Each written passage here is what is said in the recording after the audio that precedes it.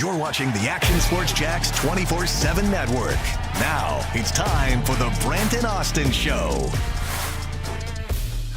Man, it almost seems like the break's over.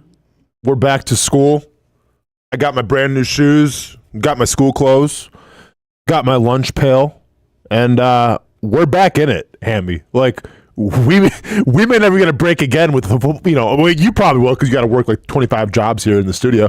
But football season right around the corner, and now it's go time. Brett Martineau enjoying one last bit of vacation. One last day. Do we know where he's at? I don't know where he's been. Yeah. YB 400, where we been at? Well, we try to let you all know. It was going to be a 2-week hiatus, a 2-week summer break, if you will. I think that's due to the fact that there's NBA draft was happening, and there's baseball and golf, and that's about it. So in terms of like sports news, and by the way, we may not have picked the best time to take a break, Andy, because there's been a lot to talk about, whether it's the NBA, whether it's, there's some golf stuff. There's always golf stuff, isn't there? Whether it's baseball, there's been a lot to talk about, but yeah, got to take that break, got to recharge those batteries, and get ready for the football season. Hamby, how you been? It's been forever. It's been, dude. It seems like, obviously, I was in South Florida, so like I haven't seen you in person in a long time. But it seems like it's been a lot longer than 2 weeks. I think the last time I saw you in person was before my wedding. Yeah, well, it was supposed to be at your wedding, but then car died. I had to get a new vehicle. Hamby, a lot has changed, man. Like I got a new vehicle, I got new shoes, dude. R.I.P. to the Vans, bro. Oh, you got new ones? Oh yeah, bro. Hold on, let me. Yeah, hey, check out these boys. Yeah, those. I love how you go to the wide shot with this one. Yeah, these are the Nike Waffle 2 Fireberries. Waffle 2. Don't Google those because you're not gonna want to see the price, but it's okay. I know a guy. Okay. I know a guy, but yeah, man. Then obviously too had my fight and everything, and let's get into that right away because I haven't even talked about it. I haven't even tweeted about it yet since the fight happened. I was about to ask you about that. Yeah, dude. I don't know, man. Social media is kind of. I really don't know what to say about it, to tell you the truth. And like, listen, I probably should have wrote some notes down, before I came on the show and like what I want to say to gather my thoughts. But Hamby, you know how I roll, right? I don't really plan anything, much to Brent's chagrin. I just kind of fly by the seat of my pants. I usually just freestyle things, and that's where I feel like the best content is. That's where I feel like the most genuine quality content is. Now, that's not for everybody. People want to plan things up. People want to write things down and say this and say this and say, just not my style. I'd rather just live in the moment. Some of my best speeches have come during like the last second, whether it was my Hall of Fame speech at Murray State where I had to write it at the table while the AD was talking to us, whether it was my wedding vows, which was an hour before the wedding and we're slamming beers. Now, in retrospect, maybe the wedding vows didn't work out so well because here I am once again, single, ready to mingle. But you know what I'm trying to say. Mm-hmm. So if we go to the fight real quick, I can honestly say that I've never been more upset and more disappointed in myself for a few reasons. Number one, obviously, it's the time and the sacrifice that you put in to said sport to try to win, right? And there was a lot of time, there was a lot of sacrifice, a lot of physical and mental exhaustion, just to put me in that place where I'm going to feel confident enough to step in that cage and win. And the frustrating part about it is that walking to the cage, being in that locker room, warming up, and if you, it's so hard to explain and take you guys there, but I'll try my best. If you ask any fighter, whether it's an amateur or a pro fighter, about that locker room warm up, regardless of how mentally strong and how mentally tough they are, they'll all tell you the same thing if they're telling the truth. There's nerves, there's anxiousness, and there's mental gymnastics of your mind trying to play tricks on you. Because at the end of the day, you know that you're going to go do something that's violent. And you're going to go do something that can cause you harm. That can, heaven forbid, take years off your life. And you're doing this in front of the world, right? So you can sit here and say, yeah, mentally tough. And yeah, I think like in terms of mental toughness, I think I'm up there, I mean, if it's me, I think I'm a first team All-Pro, right? But like people are still going to have those feelings. It's human. Unless you're a sociopath, you're going to have those feelings. I can honestly sit here and say warming up in that locker room and then making that walk with my music playing, I have never felt so locked in and ready my entire life. Like, I felt great. Real quick, yeah. Wish I could have seen your walkout, but it was like the Jags drafting. This is what I heard. It was a commercial. I'm sitting there like, man, I can't wait to see him just walk out. Dude, so it's funny you say that because a lot of my friends mentioned this too, obviously, after the fight. It's like, dude, we didn't even get to see you walk out. So, changed up to the walkout song. Hammy, maybe you'll appreciate this one. Rolling Stones Painted Black. Wow. Watched Full Metal Jacket about a month ago. Okay. Have you ever seen that movie or not? Yeah. Okay, yeah. Private Pile? Whew, there you go. Obviously, if you've seen that movie, you know the end of it. They're singing the Mickey Mouse Club song, and then all of a sudden, then it's, Rolling Stones Painted Black. So that's a good one. That scene, that song has kind of always stood out to me. And fun fact, that was the first song I ever learned how to play in the pep band in high school. So it kind of holds a cool spot in my heart for a couple of reasons, right? So that was the song. The crowd was vibing to it. The cut man, like when you get like the greet, it's like Vaseline. Yep. Dude, he's dancing, he's singing. I'm like, oh, dude, okay, it's great vibes, right? So I was the first one to walk out. Then my opponent walks out next. Cool. Watch him, stare him, look at him. Everything's going great. Like, I mean, just like I said, feel really locked in. And if you watch the weigh-ins, I could sense that he was kind of teetering back and forth, which once again, depends how much you want to put in the weigh-ins and everything, but I felt nervous energy. So I'm like, okay, I feel like this guy coming from 205 up to heavyweight is going to try to knock my head off. Good. I'll be ready for it, right? So that's what I was expecting just by his energy, just by his past fights, just by the game plan, everything like that. Now, my coach from American Top Team didn't share that. He thought he was going to take me down, and he's just like, be ready for the takedown. Okay, cool. So we get out there, 10 seconds in, and it's crazy. I haven't watched the fight back, but I know exactly everything that transpired, right? It's almost like that, who was like Sean McVay, right? Like when they interviewed Sean McVay, and he can kind of, that's where I was. Now, granted, it was like, 3 minutes and nothing really, a lot didn't happen, so I don't have much to remember, but I do know exactly what happened, right? So we're feeling each other out and everything, and I'm waiting for him to try to explode and just throw a punch at me, and he's not doing it, right? He's trying to walk me down. Okay, cool. So I'll keep on circling, keep moving my feet. That's what we worked on all camp, right? Don't get your back to the cage, because when, his opponent's backs get to the cage, now all of a sudden you make yourself where you have nowhere to go. His overhands start coming in, and the chance for takedowns there as well. Okay, cool. So circle. He's not giving me anything. Okay, cool. Well, then let me go ahead and lead this dance, right? So threw a jab up top, just kind of like a throwaway jab, and landed a body shot across to his body. And when I landed that, I see his reaction go, ugh. I go, oh, okay. This got it, man. I'm like, okay, nice. I feel quick, I feel fast. Like I said, more locked in than ever before. Let's get it.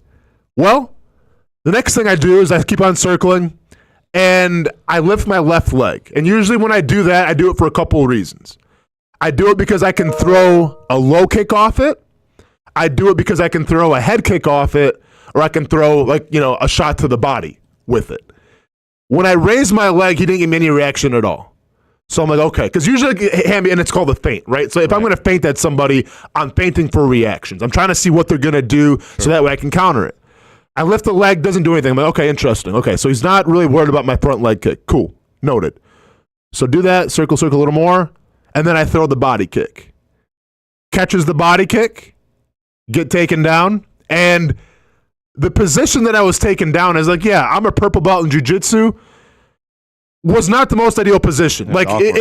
He landed in a good spot. He gets full mount. And now I'm like, okay, well, I'm going to have to wait till he starts throwing punches to get him off me, because simply he's 250 pounds. He's got good top pressure, and there's not much I can do. So I'm just going to chill here, wait till he starts throwing punches, move my head, explode from the bottom, and get back up. Well, he didn't. And we sat there for what felt like 25 minutes, which ended up being probably like a minute 30. Yeah. And crowd starts booing, obviously, and like I'm very aware of that. I'm to the point now where I'm just chill, minding my time, where I'm looking at the clock to say, okay, how much time we got left of the round. So we're just chilling there for a while. The ref says, you got to do something, I'm like, okay. Well, I mean, I'm not doing anything until he does, like. Was there any part of you that was surprised he didn't stand y'all up? Yes and no, because it's such a dominant position, right? Like, if this would have been from, like, they call it half guard or guard, they probably would have stood us up. But the fact that he was in top control. Just not a whole lot going on. That's not how that was going on, right? So I'm like, okay, fine. He starts trying to attack the head and arm choke, which, basically my arm's up here. I'm playing the defense with that. That felt fine. I look at the clock again. We got about maybe like a minute 45 left. And now he postures up. Okay, here we go. He starts posturing up and he starts landing some shots. I'm like, okay, well, this sucks. So let me stop getting punched in the face and then let me try to explode up. And exploding up, give him my back. Give him my back. Not a spot you want to be in. I've had the offensive position of that many times in fights, and yeah, it's an advantageous position. Long story short, gave him my back, choked me out. That is what it is. Now, the retrospect of it, the aftermath of it, it's one thing where if you step in a cage and you feel like you were in a fight, and it's like, man, the guy got the better of me. He clipped me. I'm bloodied. My nose is broken, whatever. I've been there many times. This wasn't those instances, right? Where you're walking back to the locker room and it's like, the hell was that? Wasn't even. Yeah. What the hell was that? So, that night then, obviously, I'm disappointed. And once again, disappointed just in myself. Like, just pissed off at myself. Like, it is what it is. And in retrospect now, like, if I'm looking back on it, because I've thought about it a lot, this is replayed in my mind millions of times. Don't throw the body kick. Don't throw the body kick. Don't run the risk of it getting caught. And that's something that my coach from American Top Team discussed with me before the fight. And for whatever reason, I threw it. And now I got to, live with those consequences. It's wild how, man, and this is the sport of fighting, and this is what you sign up for. When I spent 5 years in the league, man, I could, for instance, played the Saints my second year. Drew Brees, the first quarter, runs a boot a boot and breaks my damn ankles in front of everybody. Drew freaking Brees broke my ankles. I come back to the sidelines, Joe Cullen's ready to have an aneurysm. What the bleep are you doing? I'm like, yeah, man, I don't know. It's Drew Brees, dude. I don't know what to tell you. But the cool thing about that is that, because I'm sitting on the bench. I'm like, this is going to go viral. I'm going to be, and keep my memes weren't really a thing yet. But this is going through my head. Coming to the bench, I'm like, Drew Brees just embarrassed me. I had a chance to make it right. Later in that game, I think third quarter, they're on our 30-yard line or whatever. So it was supposed to be just a little drag route. Darryl Smith jumps the route, knocks the receiver down. Drew Brees pump. He has to clutch. I come in, sack Drew Brees. Give him a little push. Has a couple choice words for me. I thought he was a Christian. Whatever the case may be, had a couple choice words for me. That's all I'm going to say about it. Okay? The point is I had a chance to make it right. Walking back to that locker room, dejected, defeated. I don't know. I don't know if I'll ever have a chance to make it right. Now, am I still on the UFC roster? Yes. Do I still have 2 fights left? Yes. Could they cut me today? Sure. I really don't know. And for the first time, I feel like in my MMA career, and this is listen, I understand this isn't an MMA show, so I don't want to share everything, but I'm sure people are interested, and you know me, man. I'm an open book. But for the first time, I feel like in my MMA career, and probably also my NFL career, these past couple of days, because, we've been off or whatever, I haven't done anything except reflect and think. Usually my go-to defense mechanism when going through these things is, okay, we're back to work, right? get on the road, go for a run, get in the gym, hit the heavy bag, get some of that exertion out, get some of that frustration out. It'll clear your head. And I think there is benefits to doing that. And I'm not even talking about sports anymore, everybody. Anybody listening. I'm talking about just life in general, right? Whether it's a loss of a loved one, whether it's you get fired from your job, whatever the case may be where it's not good, it's our instinct to go, okay, what do we got to do next?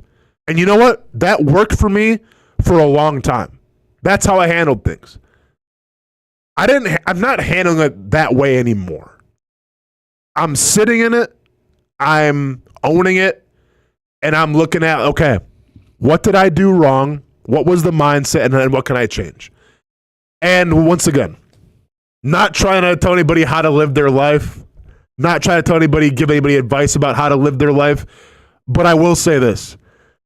I think taking things head on with whatever adversity you're going through and sitting in those things, or, whether it's a journal and writing those things out, can be very therapeutic.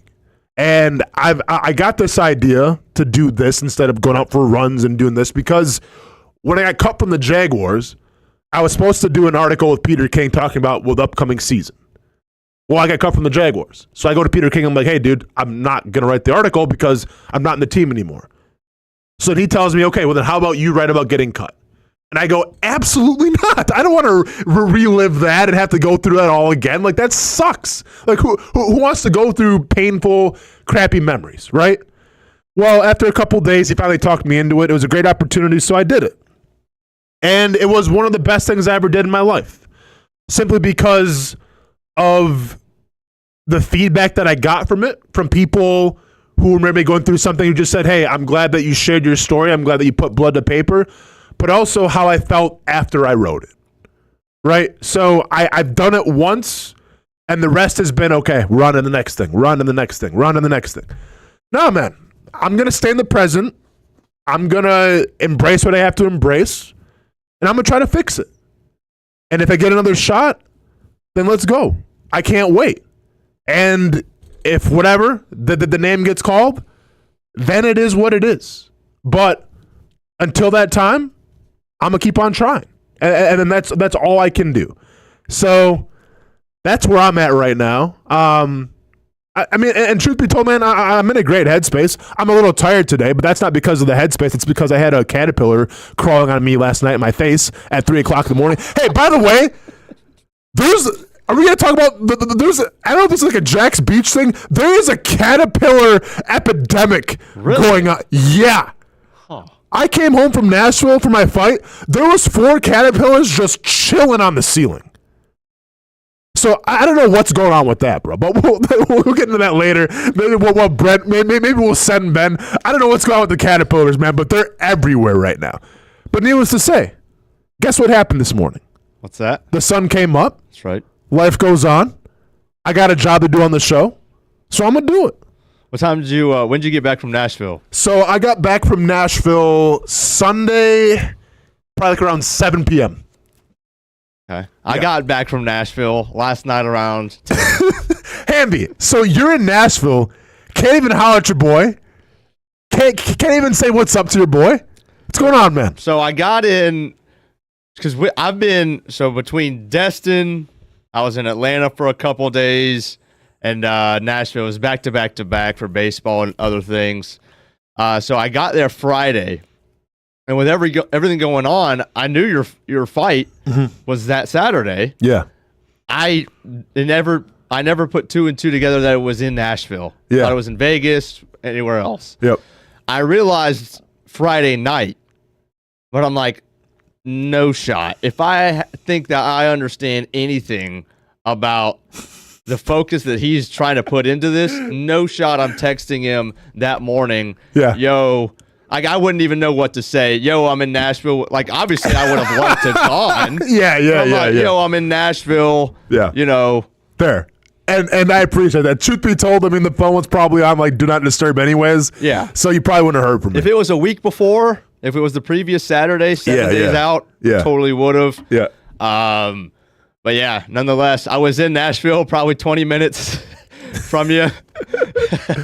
So you were there for a baseball tournament. Yep. And how'd we do? We lost in the semifinal. Okay. We had two big ones this summer: Destin, which we won, and Nashville, which we lost in the semifinal yesterday. But good nonetheless. But that wraps it up for the summer baseball, and we're chilling. We're chilling nonetheless. We're back in the saddle. We're getting things ready to roll. I like it, Real quick man. before we go. Yeah. From the viewer perspective. Yes. Man, it just felt like you train. I mean, and this is a thing in fighting. Obviously, you're not the only one, but you train for months and months. Yeah. And this particular fight, it feels like you didn't even get to show what you'd been working on. Yeah. And everything that you were pumped to go out there and the improvements that you've made. Oh, yeah. I was going to put Cam Ward on notice. You know, I had all this stuff prepared. No, I'm kidding. It was like, I mean, it was just a weird fight because, you know, you were standing up for 20 seconds. I know. Yeah, there was a couple weird fights, man, on that whole card. Because even, like, obviously when they're in the locker room, you know, we're getting ready, we can watch the fights before us. Yeah. Yeah, I mean, there was a lot of quick fights. There was a lot of weird. I mean, the main event, Derek Lewis and Teixeira, you know, I mean, that was wild. Derek Lewis was a giant underdog and pulled it out and then proceeded to pull his shorts down and moon the crowd. Yeah, man, but I will say this, man, because, you know, this was my first fight in front of a crowd in a while. That was fun. You know, I mean, it was fun while it lasted, obviously, but I guess I forgot how much I missed the energy of the crowd, right? Because when you fight at the Apex, everything's quiet and it feels like a sparring session. Like, I could feel the energy of the crowd, man. That was cool. And obviously, you didn't see this because they didn't play it because, you know, getting that Jacksonville Jaguars draft treatment. But crowd went wild, man, when I came out. Like that was really cool to see. And it's something that I definitely embraced and I lived in the moment. I'm glad I got to experience it. And yeah, we'll see what's down the road. Oh, no, I will say this too as well. Being on the road for the UFC as opposed to in Vegas, a lot more benefits. So I guess it's like a prerequisite for the UFC. If you're like at an event, like that's not Las Vegas, they got to put you like at a 5-star hotel. So I was at a 5-star hotel. Dude, nothing against the Jaguars organization, but like when we stayed in Nashville, I felt like it was like, you know, like the Hilton or something like that. Bro, we walk into where we're staying. And, you know, I walk through the lobby. And, you know, there's like a concierge, right? So usually a concierge can tell you like, hey, you know, this is the good spots for restaurants, looking for something to do.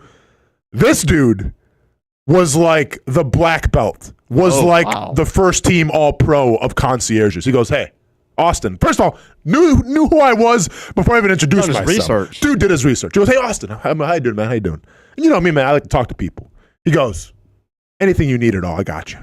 I go, you believed him too. Oh, dude, well, hold on. I go, okay, yeah, I appreciate it, man. Like, okay, like I understand this. This isn't the Holiday Inn we're staying at here, but okay, got you, man. So I get to my room. All right, well, it wasn't a microwave, it wasn't a fridge. You know what I'm saying? And I'm on fight week mode, so I kind of, you know, so I go back downstairs. I'm like, hey, man, if it's not too much trouble, like I don't want to, you know, be a huge inconvenience. If you guys have like a spare microwave or fridge, do you mind, you know, can I bring it up? And he goes, give me 3 minutes. 3, Hamby. Not like, yeah, we'll see. Very specific. Give me 3 minutes. I go, okay. He's like, just go back up to your room. I go, okay. Dude, 3 minutes later, there's like, whatever, like workers, not like in a cart, carrying a fridge, a mini fridge, and carried a microwave, the other guy did, like to the elevator, took it up, and in 3 minutes, at my room with it. He's like, here you go, sir. I go, okay, got it. Cool, man. So with that being said, shout out to, I think it was the Conrad it was called, but yeah, very nice hotel, very cool people, very cool to get treated to 5-star experience. Not something I would be doing on the regular, you know me, team Airbnb, maybe I'm sharing with the family, but it was cool to kind of live in, you know, the high class lifestyle for a couple days. I love it. Yeah. I love it. All right. Some Jags talk after a break. Well, you know, let's get into it a little bit here, Hamby. Okay. Let's go ahead and set the. Can I share what I thought this last 2 weeks has been? Please. Okay, so here's what we've got. What do we got? The Jags went to the Bahamas and played catch, ran a lot of routes. Trevor on the entire receiving core and Cam Little. Okay. Yeah. Trevor, the entire receiving core, all the entire tight end group. and Cam Little. Yep. And then Trevor went to Lake Tahoe for the charity golf tournament. Oh, yeah. And Travis Hunter went on Kai Sinet's stream. And that's pretty much been the last 2 weeks. That's been about it. As we get ready for training camp next week. Real quick, Andy, we got about 5 minutes here. We're going to break. When we come back to after the break, we got to talk about the quarterback rankings. So, very rarely do I ever listen to sports radio, like set aside from our show, just because I don't. For a couple reasons. Number one being like I don't want to like steal anything from other shows. I'd rather just be unique and be my own self. Listen to some sports radio on Monday. Everybody and their parents were talking about the quarterback rankings that ESPN released. Really? The top 10 quarterbacks. Everybody. That was like the hot topic, especially with Jalen Hurts. Well, Hamby and I, in tradition of the Brent Austen Show, I'll remember. Yeah, Hamby, and we'll talk about it when we come back from the break, but we made our own lists, and we're going to see where we're at. I'm really excited to see where Kirk Cousins is for Hamby, but we'll break that down after the break. But real quick, Hamby, how was the 4th of July? And then we'll go to break. 4th of July was great. I went biking at the beach. Once again, biking at the beach and can't hit up your boy. You were there? Yeah. Oh, I guess I didn't tell you I was back for the 4th of July. Yeah. See, okay, that one's a little more on me. Okay, I'm sorry about that. Yes, and I was back. And also, I was on time constraints because I was trying to spend the entire morning out there. Okay. And then cook out at the parents' house. Yeah. And then we drove to Atlanta that day. Yep. That afternoon, we drove to Atlanta. We watched the two worst baseball teams in the country play on Saturday and Sunday, and my team is the worst of the two. We have 3 guys in our lineup mailing in their ABs day in and day out. Hate to see it, Hamby. I'm sorry to hear that. Albies and Michael Harris. Just go ahead and roll me over. Couldn't be the Brewers. Go ahead. We can't score off anybody. Uncle Charlie, the day before, I'm driving up, and Uncle Charlie, who won a World Series with us, sure, is 42 years old, facing Spencer Strider, and just goes and dominates us for 6+ innings. Couldn't be the Brewers. Yep. So that was really bad. Yep. But the 4th was great. Yeah. Until I started listening to Braves radio on the way up to Atlanta. You hate to see that. Real quick, I'm just going to share my almost put a hole through the window of her house. Listen. I don't get political. We all know this, right? I'm kind of right down that center, in terms of when it comes to political stuff. But I will say this. From the whole P. Diddy stuff that went on to, everything else that's going on now with, like, the files and everything. Yep. Lost in all of it has been the inflation of fireworks. Oh, that's right. When a pack of bottle rockets last year cost me $12, and now a pack of bottle rockets cost me $27.50. And on top of it, yes, we talked about it on the show before we went on hiatus. I got the discount last year. Everything was free as long as I posted it on Instagram. Took my son back to the exact same spot, waiting for the exact same treatment. Nah, times are tough, right? So as opposed to getting, like the giant mortars and everything, I'm like, hey, Ronan, here's what we're gonna do. So these are $27. Okay, so you're gonna get 2 of these, and we'll get some Roman candles, and we'll call it a 4th of July. So that's all we did. Now, when you do that, right, and expectations aren't reached of getting the cool, flashy, high-priced fireworks, well, then you got to start, going to your own devices and try to create that experience. So I'm essentially like MacGyver now in the backyard with bottle rockets and Roman candles, thinking, what can we do to really expedite this experience and elevate it even more? Well, ended up tying a full, so you know how bottle rockets work, right? They come in a big package. Yep. Yeah. Well, let me ask you this: what would happen if you put the entire package in a PVC pipe and then just lit it on fire and see what happens? Well, that's what we did, and guess what happened? They went everywhere, and one might have struck a window. Now, I know for sure my roommate's not listening to this, so we're all going to be good. Did it put a crack in the window? Maybe. Is he going to notice it? Probably not, because it's way high up there, but I saw the firework hit it, so I know there's a crack there. We'll see what happens, man. But that was my 4th of July. Hey, once again, don't want to get political on the show. We got to do something about the firework prices. We got to. I mean, back in the day, I could go in Wisconsin, I could haggle. And by the way, I'm like 10 years old, but yeah, it's fireworks. You know, at a legal stance, that's what we do. I could be a 10-year-old getting 100 bottle rockets for like $250. $27.50, Hamby? Something's got to change. Something's got to change. All right, man. Well, speaking of changing, we haven't changed this game. When we come back, we're going to share our list. What is it? It's 1 through 34? 1 through 34. 1 through 34 of our quarterback rankings. Where does Trevor Lawrence fit on this? I'm not going to lie, a little spoiler. I might be disappointed in myself. Oh, really? Let's break it down next year on the Brent Austen Show. When it's time to get a new car for anyone in your family, just remember, nobody but Nimnick, the #1 Buick GMC dealer in Jacksonville. Get the latest price breaks on 2023 and 2024 models or the newest 2025 vehicles in the showroom on Phillips Highway or shop online at nimnickbuickgmc.com 24 hours a day. GMC Sierras, Yukons, and the redesigned Acadias, or get the all-new redesigned line with Buicks. It's nobody but Nimnick, and part of the reason why is this is a first-class buying experience here at Nimnick Buick GMC. You're not just a customer, you're a friend. This is about getting a vehicle that best fits you and getting you on the road, and also helping you and your family down the road. Nimnick has a treating you right guarantee, courtesy, respect, fairness. The most Buicks, GMCs, and Jacksonville's only Car Bravo dealer, nobody but Nimnick. Who has put in the most years and stands behind a better experience? Nobody but Nimnick. GMC. We are professional grade. Putting your needs first. It's the backbone of how First Florida Credit Union does business.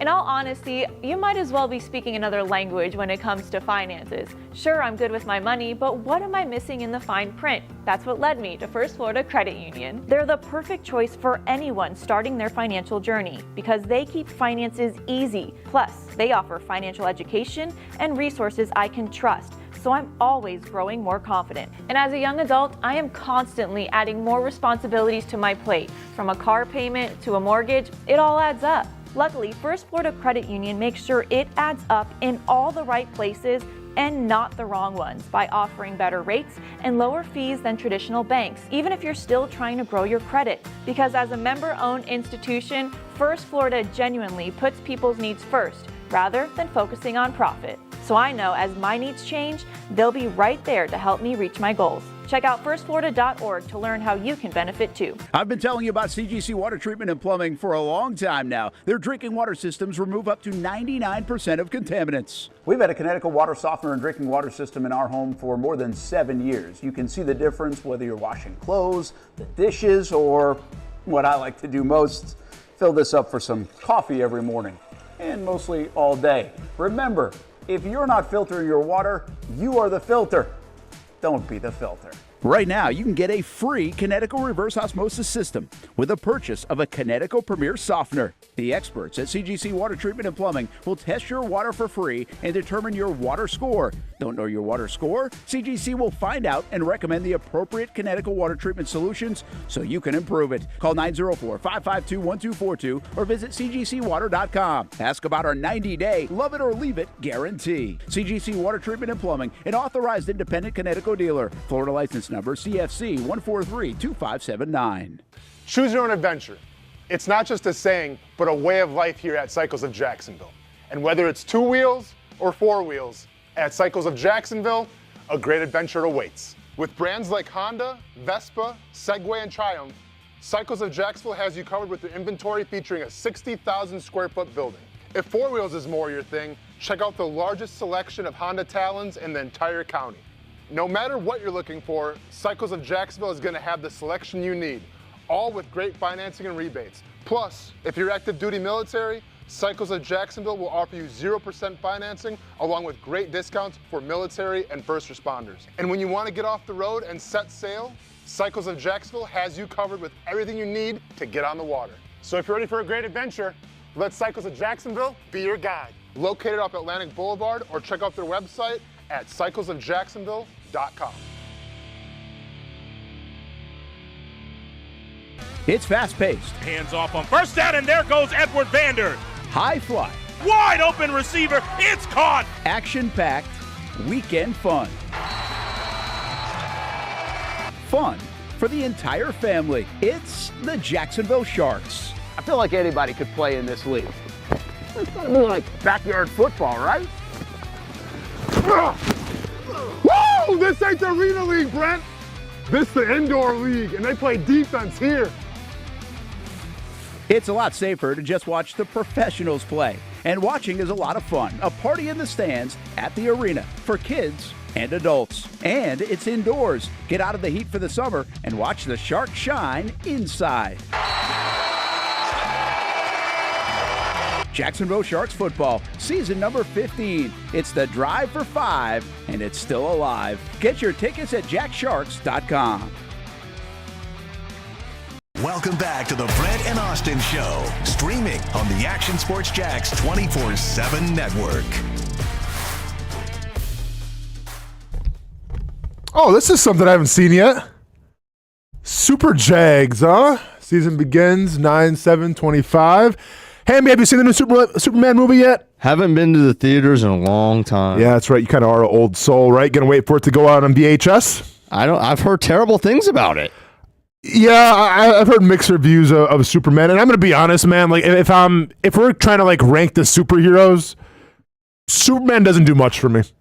He really doesn't, man. Clean cut dude, just the hair slick back. I'm good.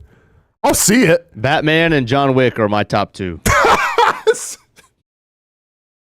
Thor's up there. Hold up. Are we putting John Wick in the superhero category? Sure. I mean, yeah, that's a good point. Batman's a rich billionaire. Yeah. Who fights. John Wick who's is in comic books. Well, I get it. Is John Wick in the comic? Okay, I got you, in man. the comics, but what's the difference? They're both. Yeah. No. Hey, they're both vengeance. You know what I'm saying? That's right. Who wins in a fight, Batman or John Wick? John Wick. You can't kill him.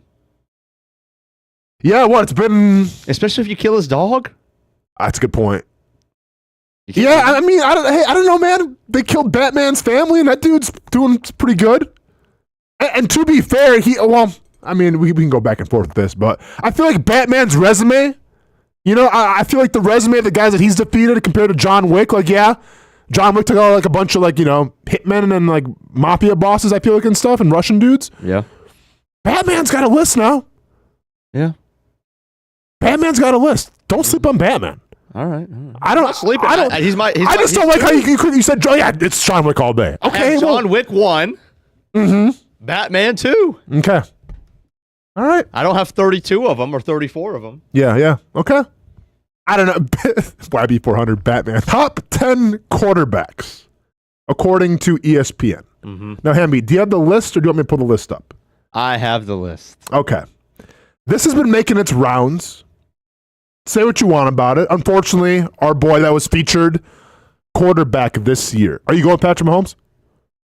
No. Okay.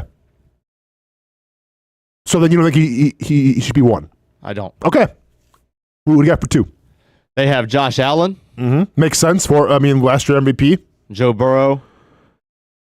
And then Lamar Jackson, I assume? And then Lamar. Josh Allen at 2, that's fine. Makes sense. I feel like everybody's got that top 4. Everyone's got that top, yeah. So I think we can all agree on this. The top 4 quarterbacks are Josh Allen, Patrick Mahomes, Joe Burrow, and Lamar Jackson. I don't think anybody's going to argue that.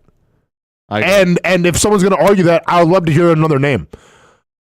Where do you have, though, between Lamar Jackson and Joe Burrow? If you're going to start a team tomorrow, what quarterback you taking? Well, I feel like we're getting into my rankings now. Okay, fine. Then we'll get into that in a second. Okay, keep going with the list, please. Okay, so 5 is where the discrepancies will come in. Yeah, they have Jaden Daniels.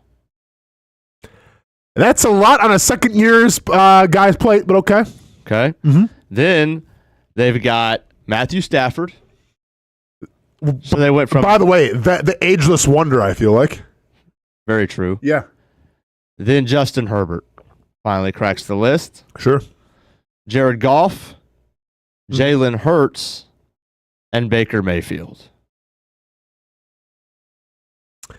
Baker Mayfield making it is a little crazy to me.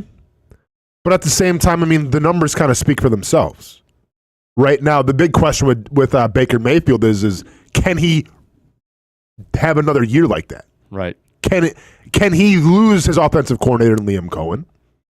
Can he have Mike Evans, another year older, Chris Godwin coming back from injury? Like, can he handle all those things and still put up those big numbers? We'll see. But I'll say this about Baker Mayfield. I get that he got off to a rough start, right? Or not the best start.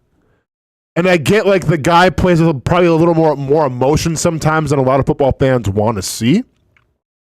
But the numbers speak for themselves. Like, I'll be honest, I don't have Baker Mayfield in my top 10, but I understand it. Like, I get the hype after last season. Mm-hmm. And then who do we have for honorable mention? We had C.J. Stroud, and we had Jordan Love. Yeah. Are you okay? Between those two quarterbacks, Stroud and Love, like, do they deserve to sniff the top 10? Yeah, Love does. They do. Love does. And as you will see soon, I'm a big fan of Jordan Love. Oh, I can't wait. See, this is going to be this year's Kirk Cousins. And then this is coming from a Wisconsin dude right here, Hamby. But listen, man, you want to talk about a system quarterback maybe a little bit? Like, does Josh Jacobs help that? I mean, yeah, he does help. Okay, well, I'm just saying the numbers last year for Jordan Love, they didn't knock your socks off. I understand. Okay. Now, to be fair, who was he throwing to, though, as well, right? He's throwing to a bunch of, I mean, he's got good receivers, but they weren't good receivers coming out of college. Sure. Okay. Look, so without much further ado, let's set the scene here, Hamby. Okay. Hamby's friend, I guess, who, it's free publicity or something. Is this your friend's? No. Okay. No, but your friend found it. Yes. Okay. So Hamby's friend found this this quarterback simulator thing where we just basically rank quarterbacks. So pick them head to head. Take them head to head, and then somehow it calculates, depending on who you pick, where those quarterback rankings fall. Mm-hmm. Now, you don't do like every single head to head matchup, but like whatever it is, like the algorithm. But obviously, if you pick Pat Mahomes over Dak, it's going to put Pat Mahomes ahead of Dak. And no, but if you pick Pat Mahomes over Dak, and then you to pick Burrow over Mahomes, then it automatically knows you have Burrow over Dak. Exactly. Yes. So, all right, Hamby, we've teased it enough. Well, real quick. Okay, let's tease it some more. Last year, I had Kirk Cousins at 9. I'm just going to let you speak a little bit here. Okay. While I sit back and just take this in. I had Kirk Cousins as the 9th best quarterback in the National Football League. Go ahead. Yep. All right. Yep. And do you remember where I had him? I think you had him at 18. I think you had him at 18. Okay. All right. So, obviously, that was really cold.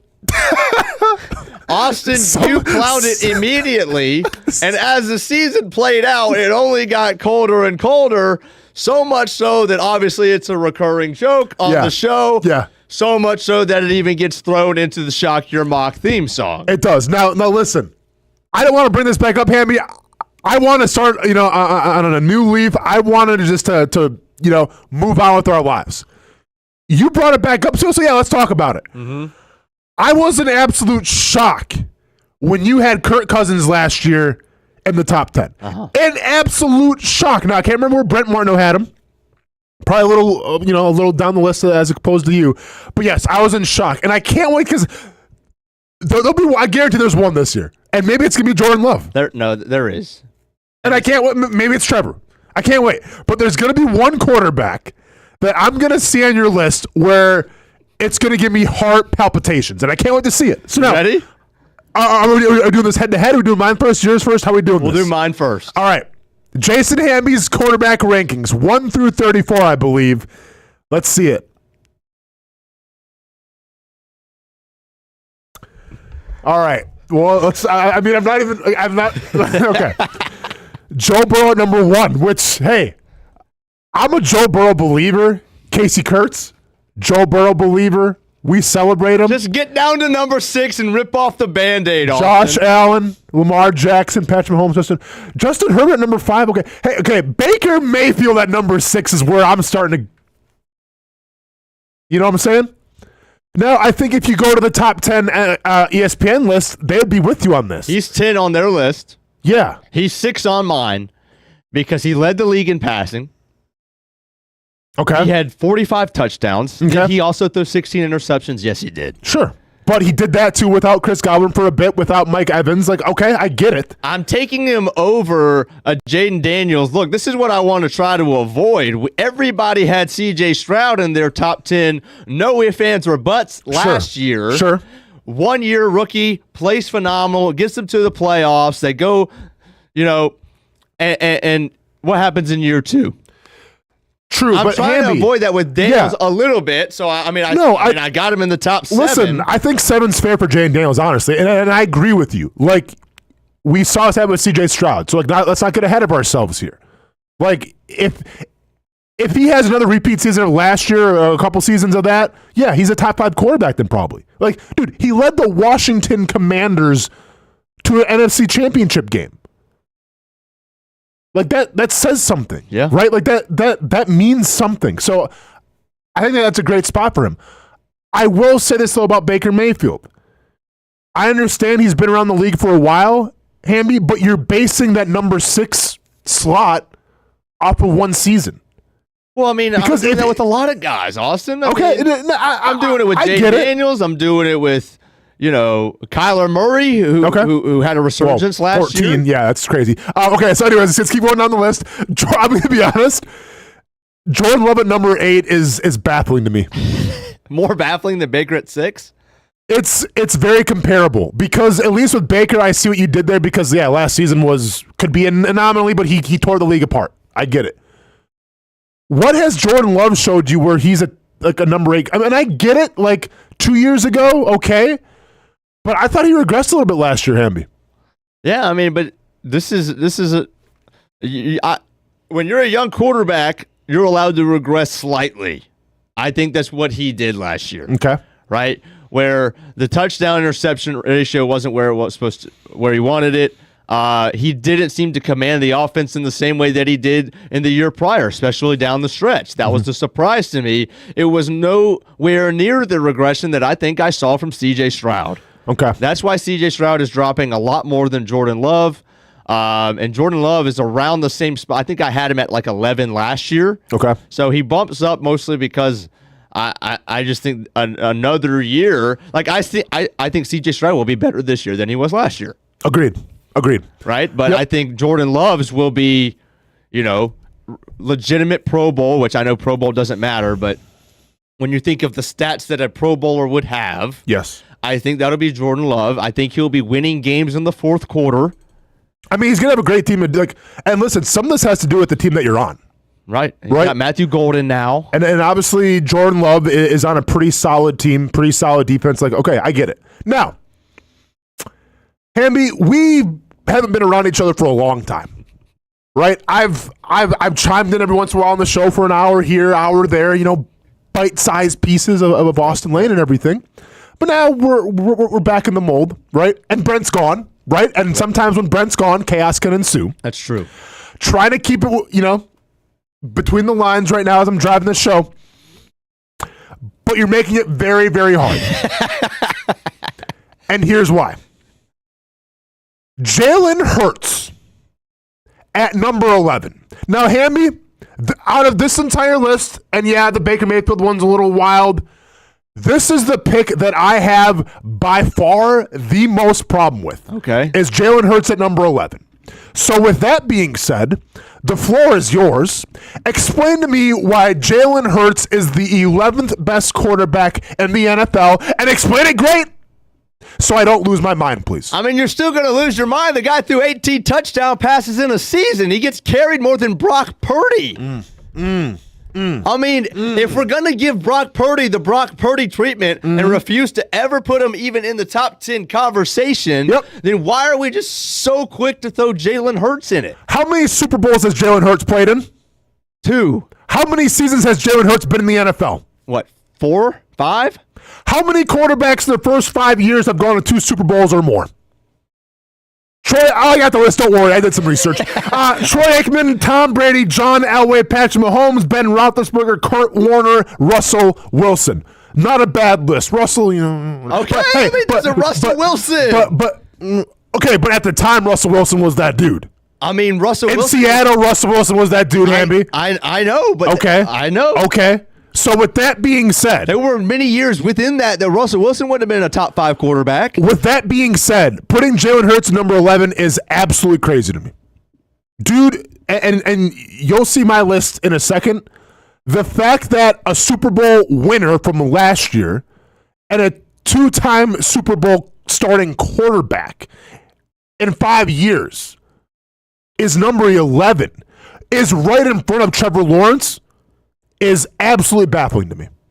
It's absolutely, and listen, and I get it. Okay, you can sit here and say, is he best? He's a winner.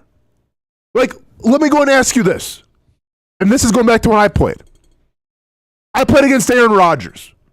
We played against Aaron Rodgers back when he was like in his prime MVP, Aaron Rodgers. Dude, you had nightmares because it didn't matter like what you try to do. Like, he was going to step up in whatever spot and deliver the football. Like, he at the time was almost like an impossible quarterback to stop because no matter what blitz you threw at him, he could run anywhere, and it's legit.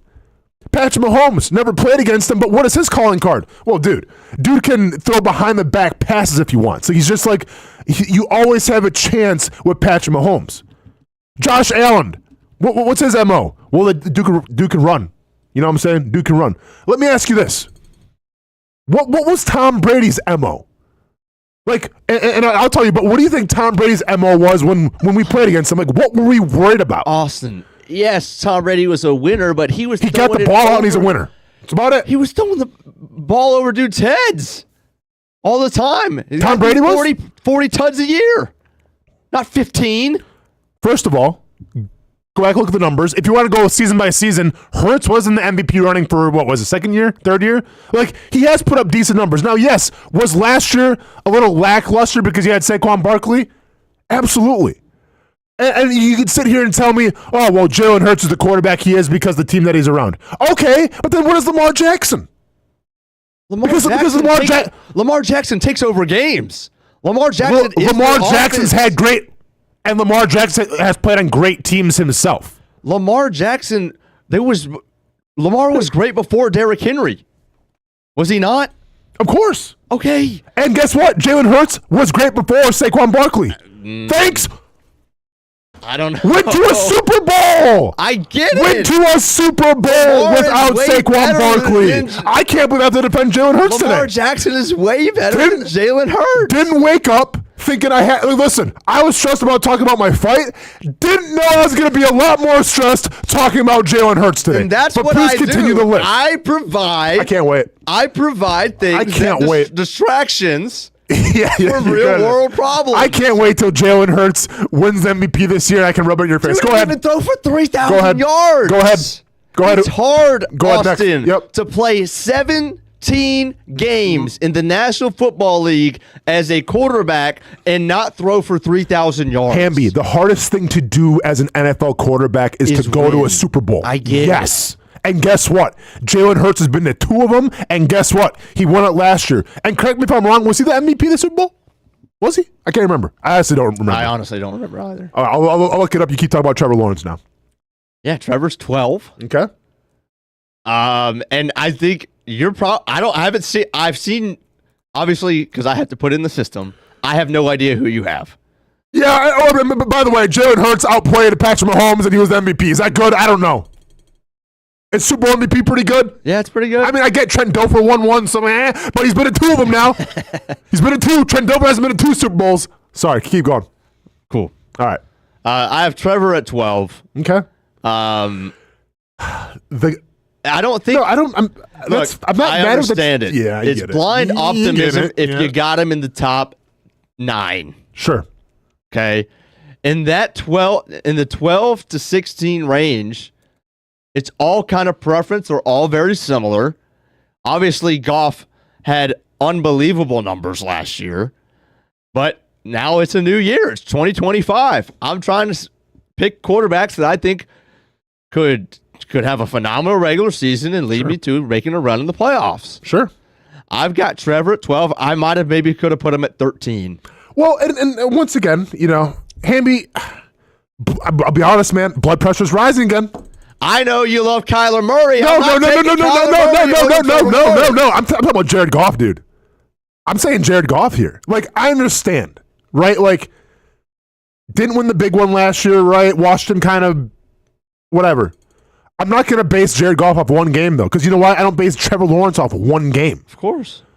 So how do you have Jared Goff at number 13 when the numbers that he's put up the past couple years and that Detroit offense, and by the way, that Detroit team in general, by the way, had to do it last year with really no defensive players whatsoever and still put up big numbers?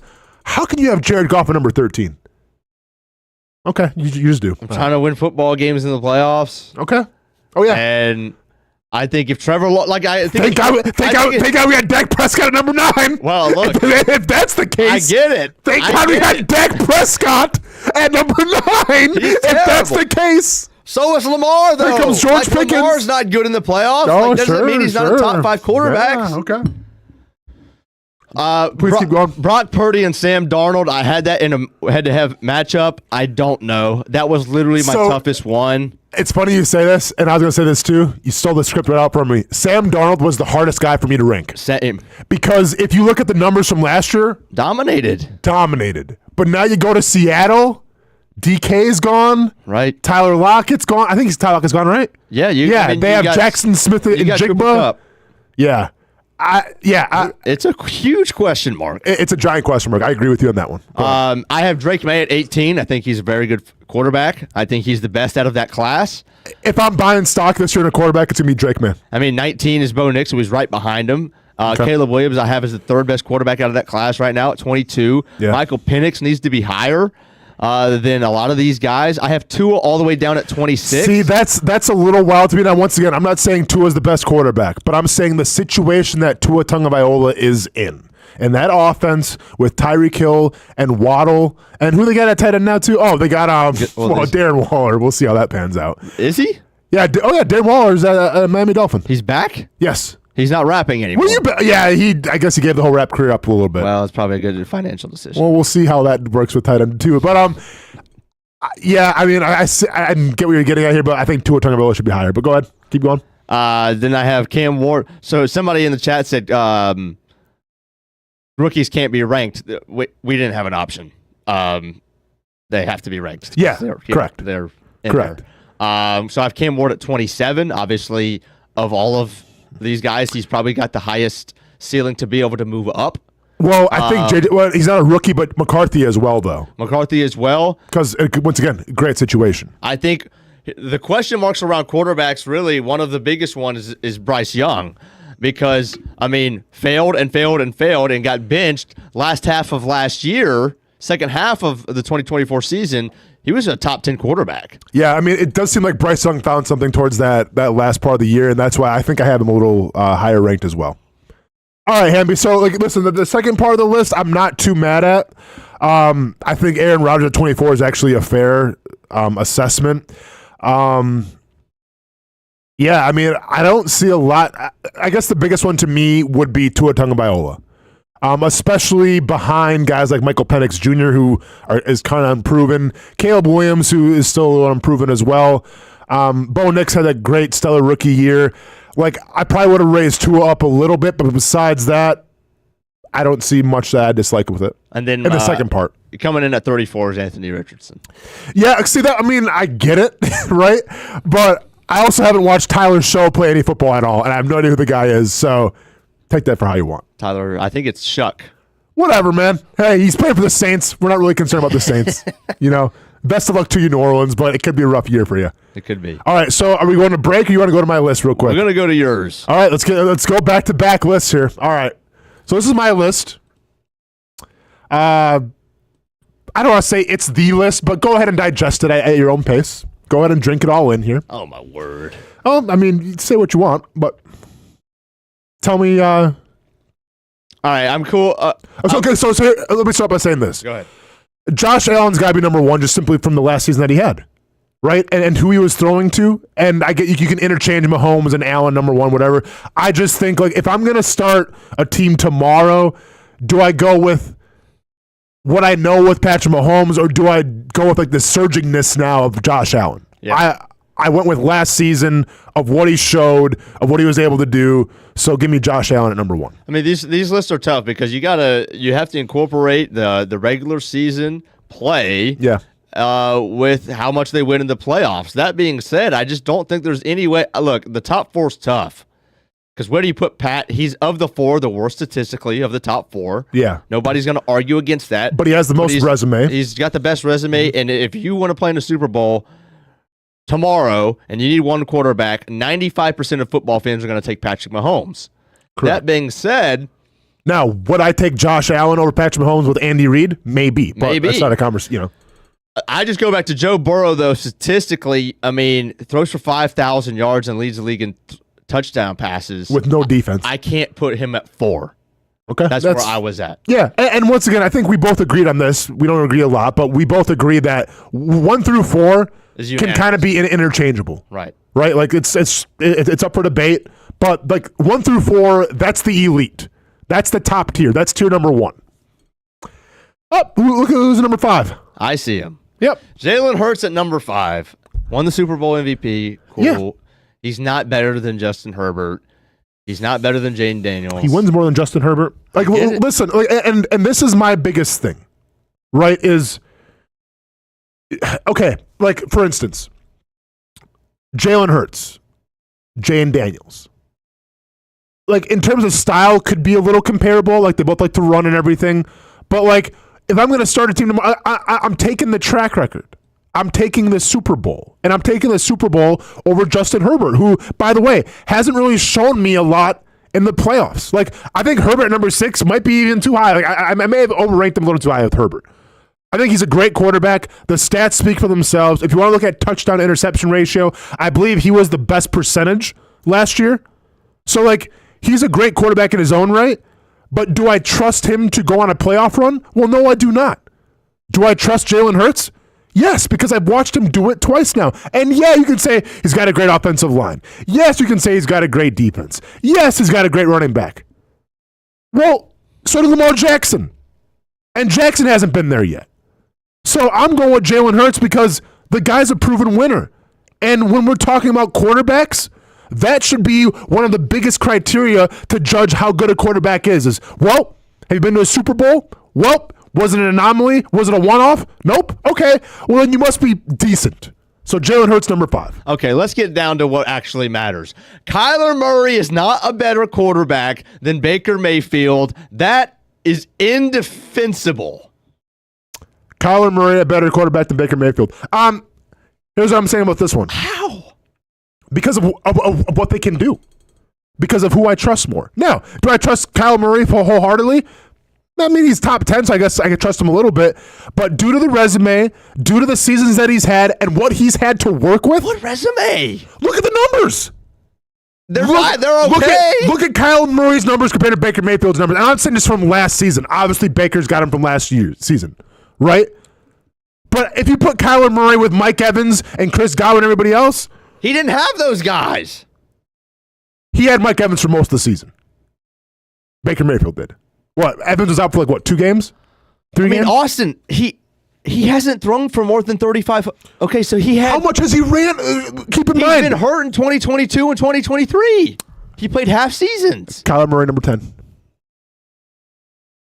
Hate it if you want. I don't care. Top 10 quarterback. There's no way. Top 10 quarterback. If you got to go win a football game tomorrow with the Jags roster. Okay. With the Jags roster, go ahead. You're taking Kyler Murray over Baker Mayfield? Yeah, I am. Yeah, absolutely. No. Yeah. I think, and keep in mind, Baker Mayfield can run a little bit as well. I still think the future of the current state of the NFL and what offenses are trying to do, you got to be able to run the football. And Kyler Murray can do that. Well, the Buccaneers ran the football. But I'm saying as a quarterback. I get it. Well, Baker ran the football enough. No, that's what I'm saying. I literally just said that. In the same aspect, though, that you're looking for winners, Baker Mayfield was a winner last year. He was a winner last year. That's one season, Hamby. That's one season. 14. Yep, 14. Because once again, Hamby, I'm not going to base it off of one season set aside from Jaden Daniels. He wasn't terrible in 2023. You're acting like he was terrible in 2023. He's at number 14, Hamby. Sorry to say it. Keep going. What else you got? Brock Purdy, number 11. You like that one or not? No, I mean, I don't. Too high? It's a little too high. Again, I can't. Purdy is. If you anybody who thinks they have Purdy penciled in at the exact right spot in a quarterback list, I don't believe you. No, I don't have confidence in where I have him. So, well, and here's the thing about Purdy. We're about to find out real quick because your wide receiver room right now is Ayuk's coming off the injury. You got Juwan Jennings, and then you got Ricky Pearsall who got shot last year. Right. Like, you lost Debo. You still have Christian McCaffrey, but he's coming up. Like, this is going to have to be Brock Purdy's team this year. So this is based, once again, off just previous experience of the situation that he's in, the play calling. Like, Hamby, I put this all into account. I'm not just saying, like, oh, yeah, he's going to, be a top 5 coach. No, it's like, well, look at who's coaches. Right. Look at the players around him. Like, that all has to be taken into account here. So that's what I'm doing with that one. I get it. Okay, now what else you got? Dak at 15 is way too low for me. I get it. I'm a Dak hater. I like to watch Dak fail in the playoffs. Not afraid to say it. The guy is a top 5 regular season quarterback. Maybe top 7, maybe top 8, if you're really a hater. Okay? Statistically, he's always in the top 7 or 8 in the regular season. Obviously, we're taking playoffs and winning into account, so that drops him down. I had him at, where did I have him? I had him at 9. Okay? I get it if you don't want to have him in the top 10 because he's got a lot of weapons and he doesn't win. Okay, he doesn't win in the playoffs. Correct. And now there's a little bit of injury. I mean, there is. There's an injury history too. I don't think anybody's taking Dak over CJ Stroud right now. I am. You're taking C.J. Stroud over Trevor Lawrence. Yeah, absolutely. Hammy, listen, man. Like, once again, who's the more who should be more talented? Yes, Trevor Lawrence, absolutely. But who's shown us more the past 2 years? It's C.J. Stroud. I mean, C.J. Stroud was Listen, I'm not going. Lost them games last year. Won a division. I get Trevor Lawrence lost his games. Won a division. And by the way, didn't have Nico for a lot of the season, and also didn't have Stephon Diggs for I feel like the majority of the season. Like I said, I think C.J. Stroud will improve this year. Sure. So this guy threw 20 touchdowns and 12 picks. Okay. What did Trevor Lawrence do? He was hurt. Okay. Like, I feel like look, again, I'm not trying to say Trevor Lawrence is a top 10 quarterback, but even as Jags fans, that we're becoming harder on Trevor Lawrence, but we're not applying the same. Hey, Hammy, C.J. Stroud is not even the top 10. Like, okay, first of all, ESPN had him, an honorable mention? So they had him in the 12, 13, 12, whatever the case may be. I have him at 13. Like, the dude's won back-to-back divisions. Like, once again, I think being a winner says something. Now, I'm not saying it's everything. But Austin, they would have got their tails kicked in any other division. Hammy, but if you're making a big case because I have Trevor Lawrence ranked under C.J. Stroud, you're basing Trevor Lawrence this year off faith. Like, what have we seen from Trevor Lawrence so far that says, you know what, this guy's a top 10 quarterback?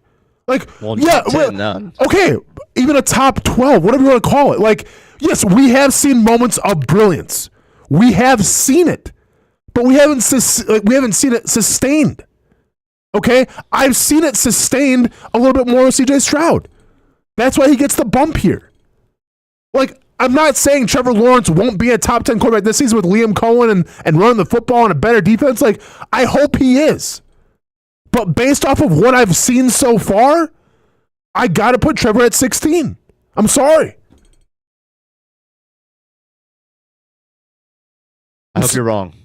And you know what? I hope I'm wrong too. Well, I know you do. But last year I think I would have had Trevor at 19. No, I think it was deeper than that. It was 17 or 18. Okay. It was on the left side. Okay. I think it was 17. Okay. So it's pretty much the same. Yeah. Let's go to the right side. Caleb Williams at 22. You do have 2 at 20, so that's 6 slots ahead of where I have him. Bryce Young at 25. I think if you had to do that one again, you might find a way to sneak him up there a little bit more. Yeah, I mean, the big one, because I remember the matchup, it was Geno and Bryce, and that was probably my hardest matchup. Okay. And I'm picking, obviously, Geno over Bryce. But I mean, Geno has had good numbers last year. Again, that's another one similar to Sam Darnold, where he's going to a new situation, new weapons, everything. Yeah, is what's hard to make anything of it. Mm-hmm. You have Jameis Winston over Cam Ward. I would just love to hear. I don't know if you got that one head to head, but I think I did. I mean, once again, this is just based off of what I know from Jameis. Like, he can go out there and give you 400, 500 yards a game, and then he can go out there and give you 5 interceptions. Right. I have yet to see anything from Cam Ward, so it's just what it is. All right, and the only other note I have is Anthony Richardson is too high. Well, I get what you're saying here, Andy, but if you give me 100% healthy Anthony Richardson, I'm taking him over Mason Rudolph and Tyler, whatever his last name is. I'm sorry, but I am. What else did I want to quick say about this, too? Bo Nix, to me, was a little bit of an anomaly here in this list. Because you're going off of one season, right? So we go off one season with Jaden Daniels. Look where he got number 7. Well, look at Bo Nix's numbers. Like, he had a great rookie year. And in a lot of years with his numbers, probably would have won Rookie of the Year if it wasn't for Jaden Daniels. And you look at the situation that Bo Nix is in, offensive play caller, one of the best defenses in the entire NFL. Like, I had a hard time accepting that Bo Nix was on the right side and not the left. All right, let me give you 2 players. I'm going to give you 2 stat lines, and you tell me which one's which. This is their rookie seasons. Okay. Okay. This is rookie season from last year? Like in the last couple of years. If I tell you exactly what it is. I got you. Okay. One player in his rookie year. Yes. Threw for 4,100 yards, 23 touchdowns, and 5 picks. Okay. One player threw for 3,800 yards, 29 touchdowns, and 12 picks. Is it Bo Nix and Trevor Lawrence? One is Bo Nix. He was the last one. Yeah. 3,800, 29, and 12. So, I'm sorry, what was the first one again? 4,100, 23, and 5. Is that Justin Herbert? CJ Stroud. Oh, wow. Okay. So the ratio is similar. Yeah. And here's what I'm just trying to point out. Last year, a lot of people had CJ Stroud in the top 10. I think I did for sure. Yeah. I think if I remember right, I had him at 10. I think I had him at 8. I might have had him I think I had him at 10 behind Kirk. Sure. But Bo Nix, though, has very similar numbers. Those for 300 less yards. Yeah. 9 more touchdowns, and 7 more picks. Sure. So the ratio is kind of still there. Yeah. But we have him. You had him at 18. I think I had him at 17. I guess here's my argument, and I get what you're saying, Hammy. It's a good point. Here's my argument with that, though. If you look at Jaden Daniels and Bo Nix, and we can sit here and say, are they going to maybe have a little bit of a CJ Stroud sophomore slump? It's hard for me to fathom, and maybe one of them will. But given the situation that they're in, now keep in mind, Stroud was in a great situation as well. They brought in Stephon Diggs. You had Nico Collins coming back. You had Tank Dell at the time who was healthy. You got a running back that, that Joe Mixon, who had a great season. Like, you had a lot of things in place to be successful. And granted, he was okay. You won a division, but didn't have the rookie like we all expected him to have. Mm-hmm.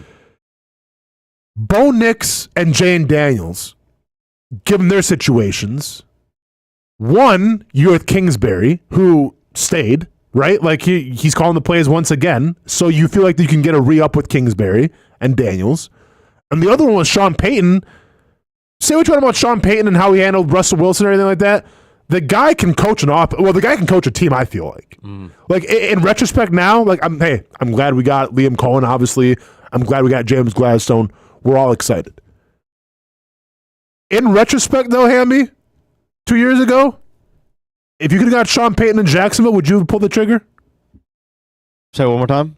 If you could have got Sean Payton 2 years ago in Jacksonville, would you have pulled the trigger? No, I mean, and obviously hindsight being 2020. Man, that's a good one. I think if we had an opening, like, of course, yeah, that's what I'm saying. Yeah. I mean, Doug was still here. I mean, I'm just saying. I think so.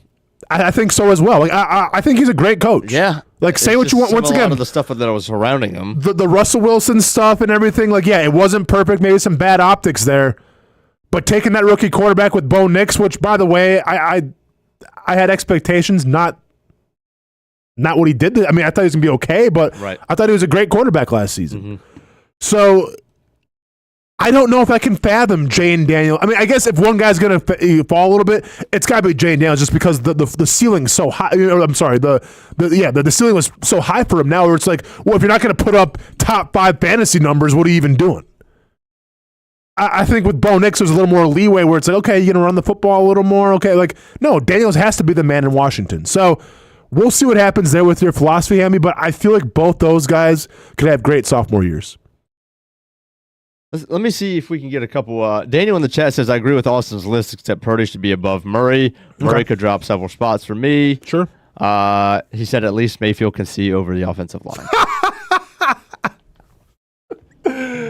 All right, fair. Of the guys on the right side, who has a chance to? I see where you're going here. Who has a chance to get in the top? Let's say 13, because if they go from 18 to 17, it's no big deal. Yeah. Give me the criteria though for what you consider like top. You mean like in terms of stats and winning, like because it can be a lot of things. Yeah, I'll say stats. Stats. Regular season play. Okay, so you know what's wild here? Like, I honestly think Bo Nix could maybe get there. Mm-hmm. Just given the team that he's on. Everyone's on that Drake May train, and I'm on it too, but I don't know if they have enough to like really propel him to be like a top quarterback. I think he's going to do well. Caleb Williams, you can make an argument for, I feel like. I'm going to say Bo Nix, and this could be a dark horse, but man, given the situation, given what you've seen so far from training camp, J.J. McCarthy. Okay. Yeah, I think Bo Nix or J.J. McCarthy. Who do you got? I think Penix. Interesting, yeah. Throwing at Kyle Pitts. Yep, I'm going to take him in fantasy football. Sure you will. I have a sickness. At the end of the day, Aaron Rodgers, like I had him lower than even you have him. True. I'm betting against him. True. But if there's a guy who can throw for 4,300 yards with a 3-to-1 touchdown to interception ratio for one more year, and like he could do it. If any of all of the guys on the right side that could go 4,300, 30 and 10, you'd have him at the top of the list. Yeah. You know? Yeah. You know, it's just I guess not a whole lot of guys on that right side that you could see doing that. Yeah, and given situations, Steelers defense always, legit. Given situation in terms of coaching, Mike Tomlin, I feel like is very well respected. I think what it comes down for me, though, Hamby, is do they have all the weapons for Aaron Rodgers to succeed? Mm-hmm. Do they have the wide receivers? They got DK. They got Pat Freiermuth, I guess. I forgot like what the roster even looks like right now. Who's the running back? They just got one, right? Because they lost Najee. Yeah, whatever the case may be. But dude, I got to start doing some fantasy football. I know. We took that break. Even though Darren Waller's back in the league, better step your game up a little bit. I know they got Jalen Ramsey. That's for sure. They do have Jalen Ramsey.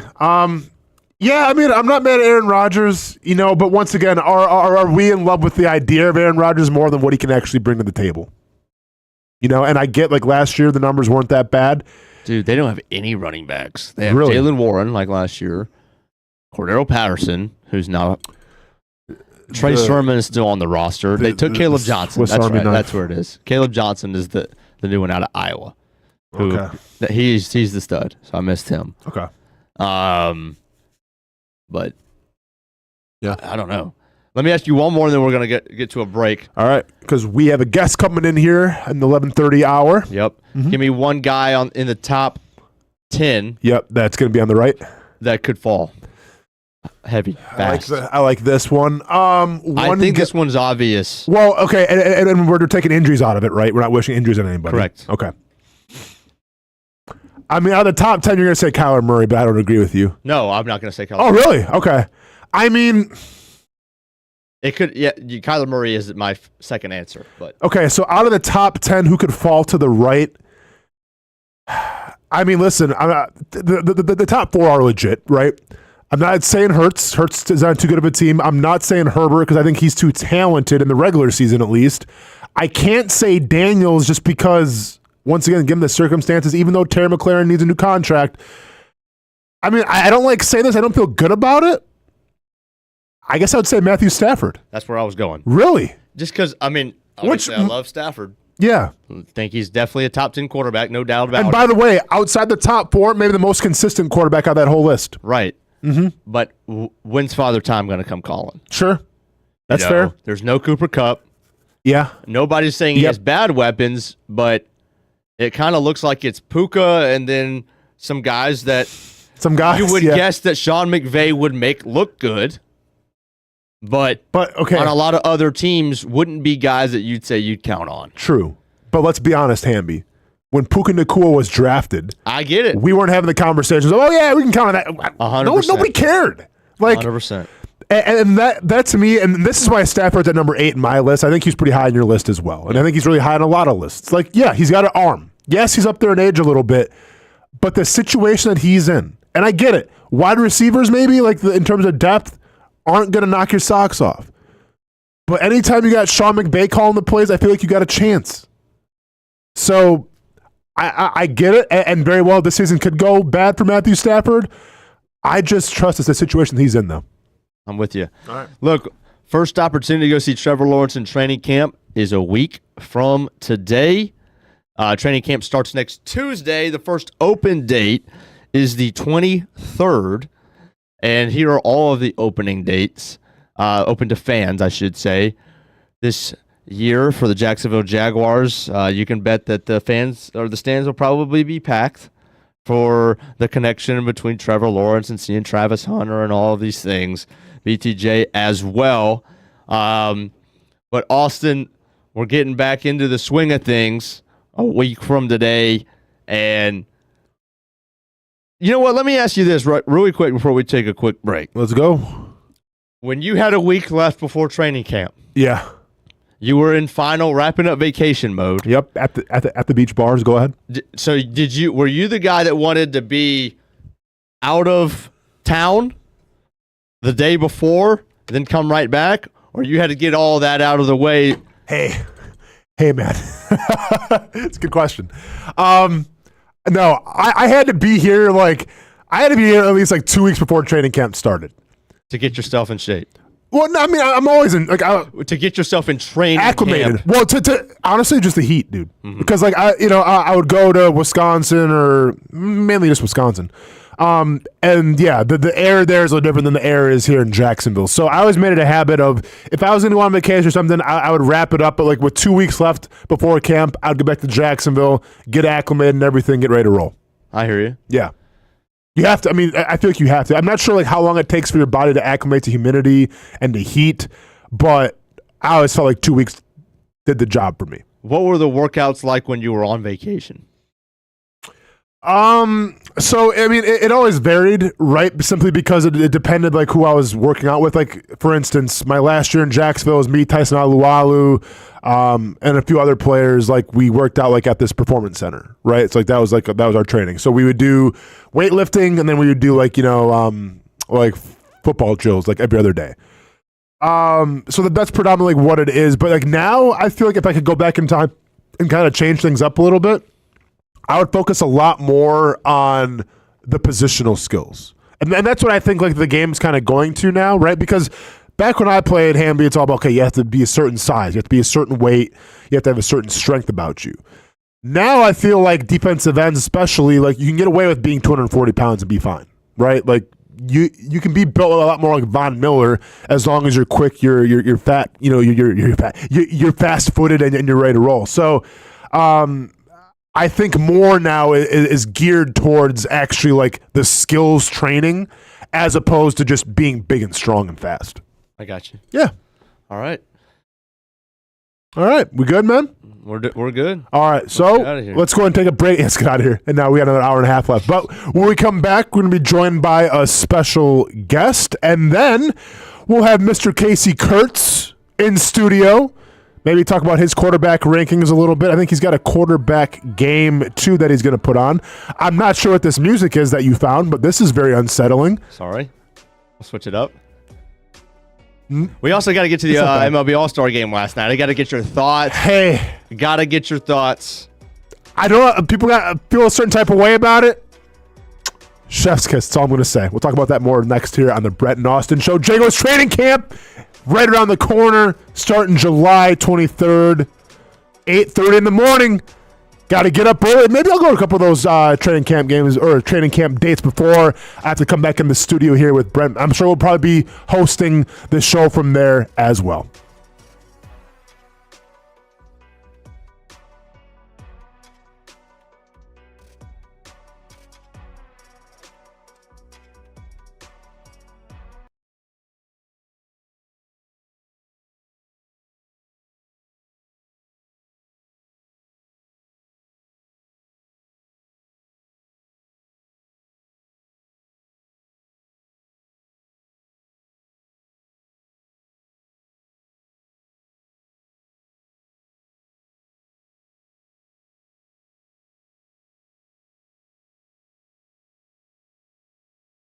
Welcome back to the Brent and Austen Show, streaming on the Action Sports Jax 24/7 network. But you need to know what to throw. I'm not talking about footballs, baseballs, softballs. We're talking about those items you need to recycle. Republic Services explains it easy. Recycling simplified. 1. Know what to throw. When in doubt, throw it out. 2. Empty, clean, and dry those materials. It takes an extra minute, but it makes a big difference. And 3. Don't bag it. This makes the recycling process faster and more efficient. This is a look at the Republic Services North Florida Recycling Center. You can make this process even more efficient. By utilizing those 3 steps, Republic Services can help you become a better recycler in your home. Learn more at recyclingsimplified.com. For the game day hustle and every day in between, juggling my show Jag Social to going under the Friday night lights and a social life, it's a daily tournament. But this ride, MVP status. The all-new 2024 Lincoln Nautilus isn't just my car, it's my personal locker room, office on the go, and VIP lounge on wheels. Let's talk tech. My profile remembers everything from customizing my dash display to setting the ambient lighting and my signature scent. And wireless charging, essential for live tweeting scores. Whether I'm packing for a beach day with friends or heading to the gym, there's space for every passion. After dominating all day, this becomes my recovery zone. The massage feature is like having a personal PT on call. Life's a non-stop game. But with this ride, I'm always on my A game. The 2024 Lincoln Nautilus. Drive your passion.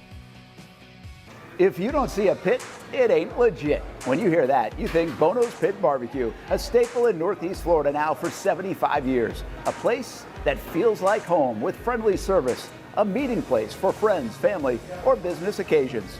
On the menu, the corn nuggets are a favorite in our house, but there's something for everyone. Sandwiches, platters, salads, sides, desserts, and family feasts. You see Bono's all over the place in Northeast Florida. You know, there are almost 20 locations in the Jacksonville area now, so stop on by, sit down, and dine in with Bono's. You can also take it to go. There are drive-thrus in many of the locations, and they have delivery options too. Just download the Bono's app to make things easy. I signed up for the loyalty program, and you can too, to get special offers. If Jacksonville is home, few things feel more Jacksonville than Bono's Pit Barbecue. Celebrate 75 years and many more to come. Bono's Pit Barbecue. If you don't see a pit, it ain't legit. People helping people. It's at the core of what Alive Credit Union is all about, and it's been that way for over 70 years. From the start in 1954 to today, the mission remains to inspire financial wellness and give you a financially fit lifestyle. Alive Credit Union and its employees are committed to not only serving their valued members, but also our community here in Northeast Florida. I had a chance to see that commitment firsthand as Alive partnered with our Action Sports Jax 24/7 team to bring you Armada men's and women's soccer broadcasts. Inside the 18, it is a shot, and it's a goal!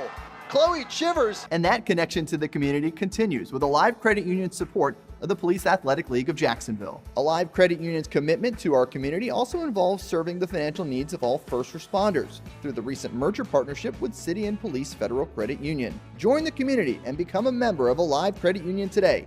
Find out the many ways you can be inspired in financial wellness at alivecu.coop.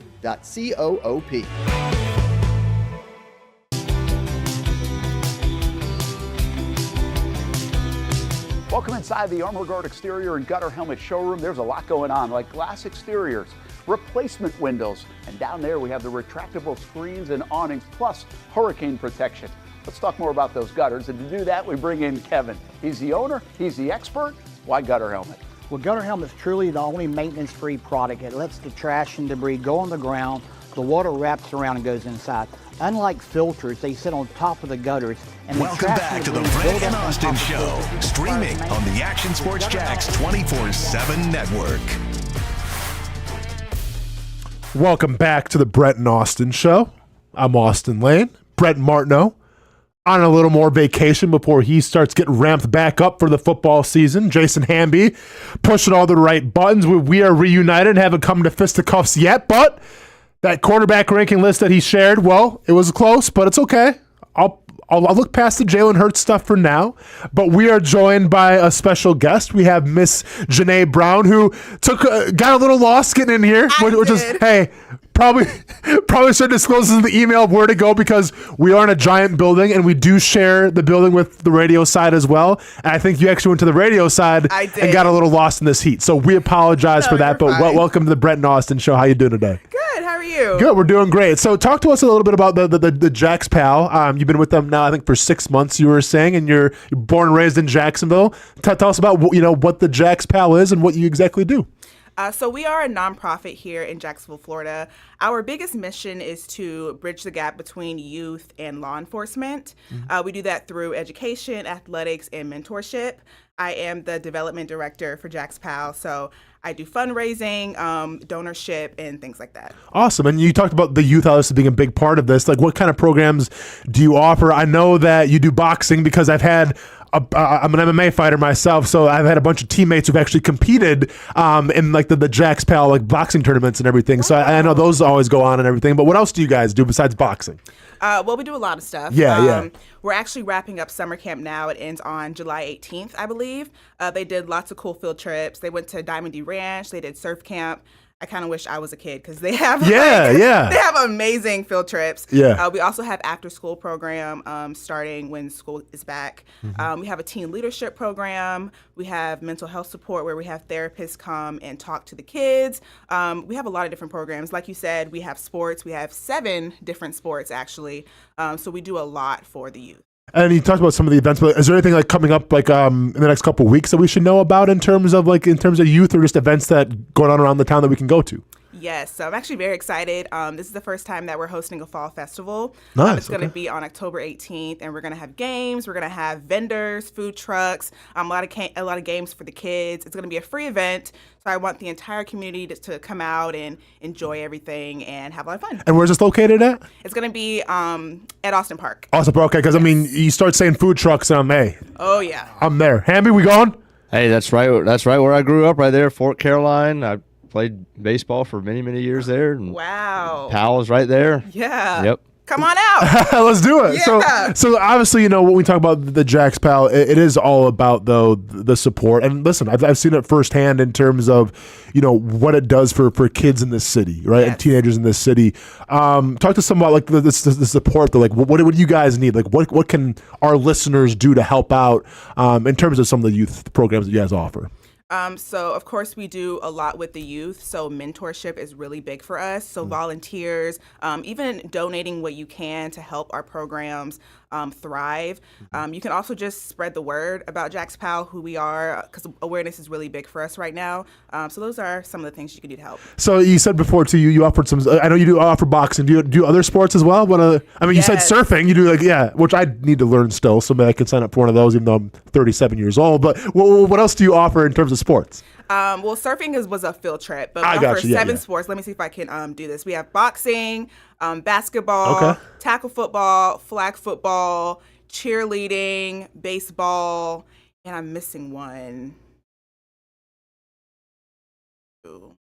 Can't think of the last one. Okay. But we do offer 7 sports. Okay, I like it. I didn't mean to put you on the spot No, there either. you're I mean, fine. six months on the job, I'm already putting you to the test here a little bit. And then obviously people want to connect, learn more about where can they go?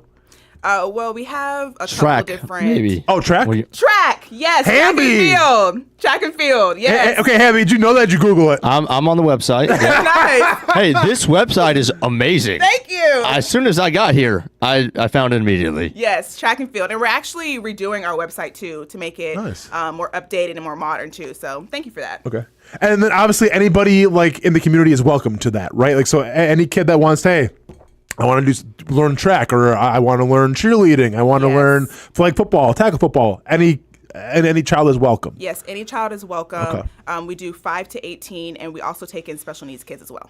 Amazing. Janae, you talked about the community part of this. Were you involved in any way, or how did you come to want to be involved with the Jack Powell Work Forum and all of these things? Well,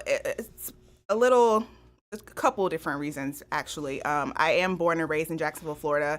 I am Duval till I die. I was on the Jacksonville Jaguars cheerleading team. I'm very Duval till I die. And my dad is actually a police officer, so I grew up watching him watching what he does for the community, and I got the opportunity to come over, and I didn't hesitate. So you said you've been 6 months, I believe, in the job. Yes, 6 months. What's been like the most rewarding part so far? Like, what do you? I mean, obviously, there's got to be so many things. There's working with kids and seeing the growth and development and everything. But like to you, what does it mean to you to work for the Jacks, PAL and everything? And what have you got from it so far? Well, seeing kids grow, to be honest with you, because we work with such a diverse range of kids from 5 to 18. Really, kind of, even in the 6 months I've been here, I've seen kids grow. I've seen what we do for the community, the fact that they can come in so young and leave as a full-grown adult. Yeah. What we do for them is unmatched, in my opinion. Yeah. Obviously, as a sports show, we think that, a million things and lessons and all of these things are best learned through sports. Of course. I mean, a relationship and bettering that relationship with law enforcement, you could learn that in a million different ways. I mean, you could do it through, theater, arts. It doesn't, fill in the blank. What is it about sports that y'all believe is the best way to foster these relationships? Well, to be honest, it doesn't matter what people's views are in the world. Sports brings everybody together, right? Yeah. So just having sports as the main component, and we do have other avenues. We have education. We do offer other things, but sports is always the one thing that brings everybody together. So it's kind of like an easy avenue, right, to get people in and to have everyone have a common goal, really. So now, obviously, with your background and working with the Jaguars, I mean, have you been to some cheer camps? Have you kind of taught the kids some things or not yet? Not yet. Because I feel like your services are going to be requested here, Janae. They have been asking, and I definitely do want to get out there with the girls. Absolutely. Cheer season actually just started, so I've been kind of itching to go. Yeah. And I was actually a sports reporter before I did this. It's kind of all in my wheelhouse. I like it. Yeah. Beautiful. All right. Any last thing we should know about the Jacks Pal? I mean, you pretty much covered a lot of it, but for any more information, check out jackspalsports.org. As Hamby alluded to, a great website. I'm on it right now, and Hamby, maybe we could take some notes from that website. I think we could. You know what I'm saying? A little bit. I think we could make it very user friendly. Everything that you need is right at your fingertips. Janae, I got one more question. If I wanted to volunteer for, let's just say baseball. What would that look like? Hamby is a baseball guy. What would that look like? Is it like a one-day camp? Is there multiple options? And what would my kind of role be? And what would that day look like? Well, it's a couple different things. All of our coordinators of our sports are officers. So if it's baseball, for instance, Officer Perry is our baseball coordinator. Great coordinator. Actually, I think we switched to Ariana Prince as our baseball coordinator. But anyways, you would do a couple different things. We have the season going on in the fall. You could be a coach. You could help with the field preparation, or you could just support the team. Yeah. We have different avenues of how you can volunteer. It's really what you're comfortable with. Yeah, and that's great because I think, and this is just, it's a reminder, but coming from a small town, it takes a community, and it takes a village to help raise a kid, and that's what I had in a great town in central Wisconsin. And I think, whether it's, by donating some money or time or energy, whatever the case may be, helping out a great cause like the Jack's Pal, I mean, it's, it is for the kids, and it's giving them a great opportunity. It's giving them a great cause, and it's giving them great life lessons, whether it's through sports or other channels. I mean, obviously, me being a big sports guy myself, I'm behind this 100%, and I think sports can teach you great lessons. So, like I said, whether it's money, time, energy, if you're listening and you can donate, spreading the word, even spreading the word, because and trust me, I've seen this, firsthand. I've been to many boxing tournaments, and they're always a great turnout. It's always a great scene. I mean, I'll be honest, it's crazy watching young kids with boxing skills because I didn't start training MMA until I was much later in my 20s, but there's some very talented kids out there who dedicate themselves, who know about hard work and dedication and everything, and it's really refreshing to see that the next generation coming up is having all the tools needed to be successful in life, and that's because of the Jack's Pal. Yeah, and I will say with the boxing, they do start out teaching them the basic fundamentals, so they really understand why they're boxing, and using their powers for good. Hamby, you know what? I mean, since I can't really probably enter the boxing tournaments because I'm already a pro, Hamby, let's get you in it. Yeah. Hamby, I'm going to start coaching you up, man. Not 18. Oh, yeah. That's a good point. I don't know, man. That baby face of yours. We might be able to get you in there. I think we can get him in there still. Son in there, man. We'll see what's up there. I get my son in there. Well, he's too busy playing football right now. But hey, maybe football is an option for him with the Jags, pal. Janae Brown, thank you for stopping by. We appreciate it. I think we'll see you down the road a little bit. Yeah. A few times. So we're looking forward to that as well. You might get sick of me. Nah, that's not possible. Trust me, from me trying to punch Hamby in the face all the time talking about quarterbacks, you are a nice breath of fresh air. So thanks for stopping by. Thank you for inviting me. No problem. All right, so Hamby, what do you want to do? You want to take a break real quick, come back with some more MLB talk, or should we just get right into it? Sounds good. All right, we'll take a break real quick. When we come back, MLB All-Star game was last night. I gave it a chef's kiss. Not sure how Hamby feels about it. Your Braves were, they were okay. My Brewers were, they're okay too as well. But I thought a lot of great moments happened last night, and I think other All-Star games can take note of what Major League Baseball did. We'll get into it next year on the Brent Austen Show. The saying, but a way of life here at Cycles of Jacksonville. And whether it's 2 wheels or 4 wheels, at Cycles of Jacksonville, a great adventure awaits. With brands like Honda, Vespa, Segway, and Triumph, Cycles of Jacksonville has you covered with their inventory featuring a 60,000 square foot building. If 4 wheels is more your thing, check out the largest selection of Honda Talons in the entire county. No matter what you're looking for, Cycles of Jacksonville is going to have the selection you need, all with great financing and rebates. Plus, if you're active duty military, Cycles of Jacksonville will offer you 0% financing along with great discounts for military and first responders. And when you want to get off the road and set sail, Cycles of Jacksonville has you covered with everything you need to get on the water. So if you're ready for a great adventure, let Cycles of Jacksonville be your guide. Located off Atlantic Boulevard, or check out their website at cyclesofjacksonville.com. It's fast-paced. Hands off on first down, and there goes Edward Vander. High fly. Wide open receiver. It's caught. Action-packed. Weekend fun. Fun for the entire family. It's the Jacksonville Sharks. I feel like anybody could play in this league. It's gotta be like backyard football, right? Woo! And they play defense here. It's a lot safer to just watch the professionals play. And watching is a lot of fun. A party in the stands at the arena for kids and adults. And it's indoors. Get inside.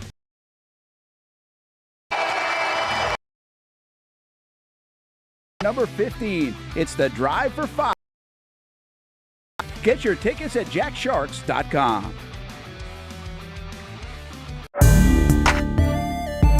Year 2 is in the books for women's under 23 in the women's Premier Soccer.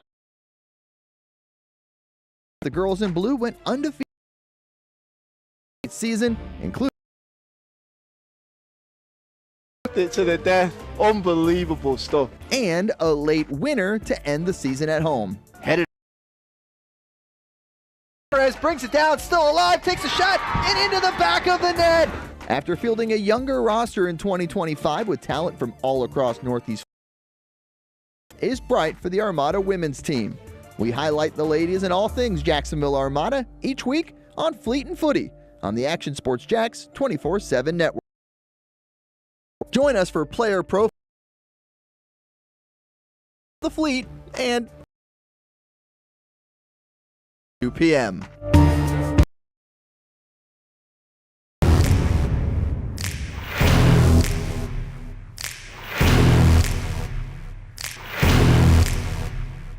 Grab some friends and go to a restaurant or head out for a drink and some conversation. Watch your favorite team play on the big screen.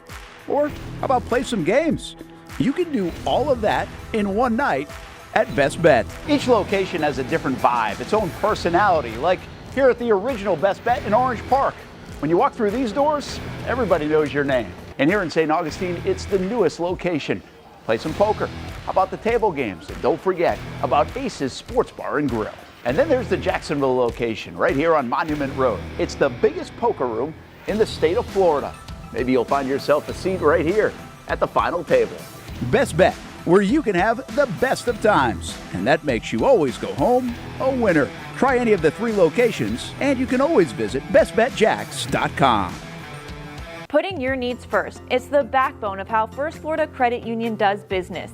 In all honesty, you might as well be speaking another language when it comes to finances. Sure, I'm good with my money, but what am I missing in the fine print? That's what led me to First Florida Credit Union. They're the perfect choice for anyone starting their financial journey because they keep finances easy. Plus, they offer financial education and resources I can trust. So I'm always growing more confident. And as a young adult, I am constantly adding more responsibilities to my plate. From a car payment to a mortgage, it all adds up. Luckily, First Florida Credit Union makes sure it adds up in all the right places and not the wrong ones by offering better rates and lower fees than traditional banks, even if you're still trying to grow your credit. Because as a member-owned institution, First Florida genuinely puts people's needs first rather than focusing on profit. So I know as my needs change, they'll be right there to help me reach my goals. Check out firstflorida.org to learn how you can benefit too.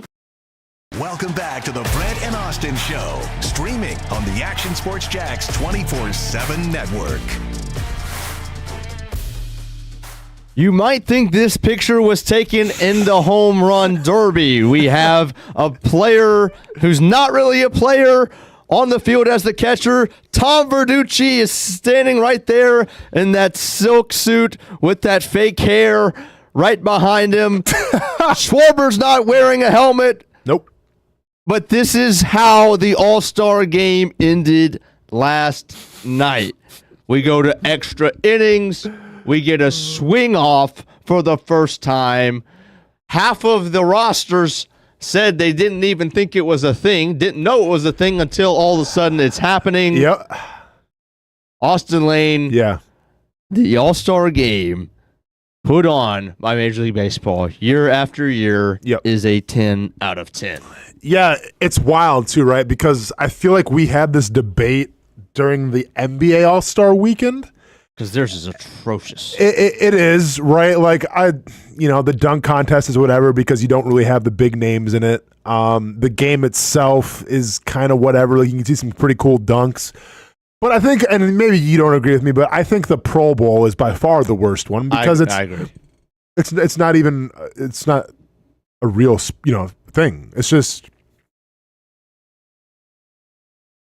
be honest, even though football is my sport, I don't watch it, Hamby. I don't. It does nothing for me, unfortunately. Like, yeah, I'll check him. Like, besides that, I'm all set. Let's start by saying this. I thought last night the All-Star game was magnificent.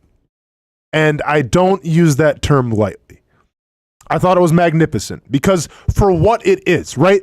It's essentially a meaningless game. Now, back in the day, it wasn't a meaningless game, right? Back in the day, whoever won the AL or NL, they got to host the World Series. Well, they changed that rule and everything. Now it's based off of record, so it went back to a meaningless game. I thought they milked out every ounce of entertainment that they could last night for a meaningless game. And it starts... And by the way, to my surprise, it starts with something that people, I feel like it's become a polarizing topic. It starts with the in-game interviews, where I feel like some people I saw on Twitter last night weren't fans of it. I absolutely loved it.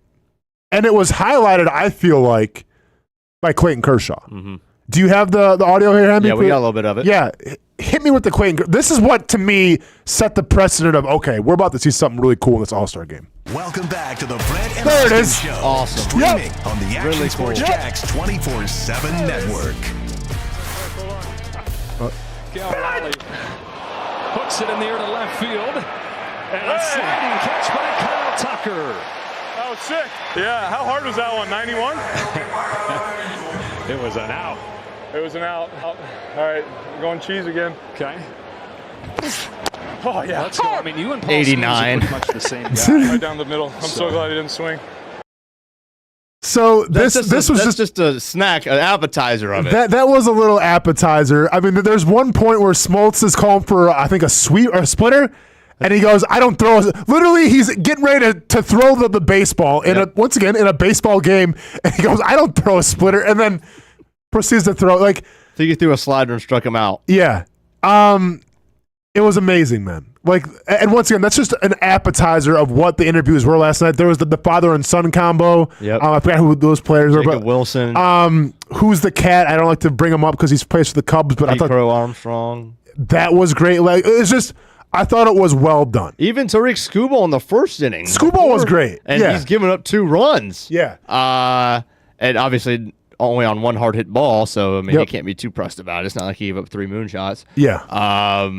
But that stuff, to be able to go and hear what a pitcher's thinking in a moment like that, and it brings you so much closer to the player in a level no other sport can do.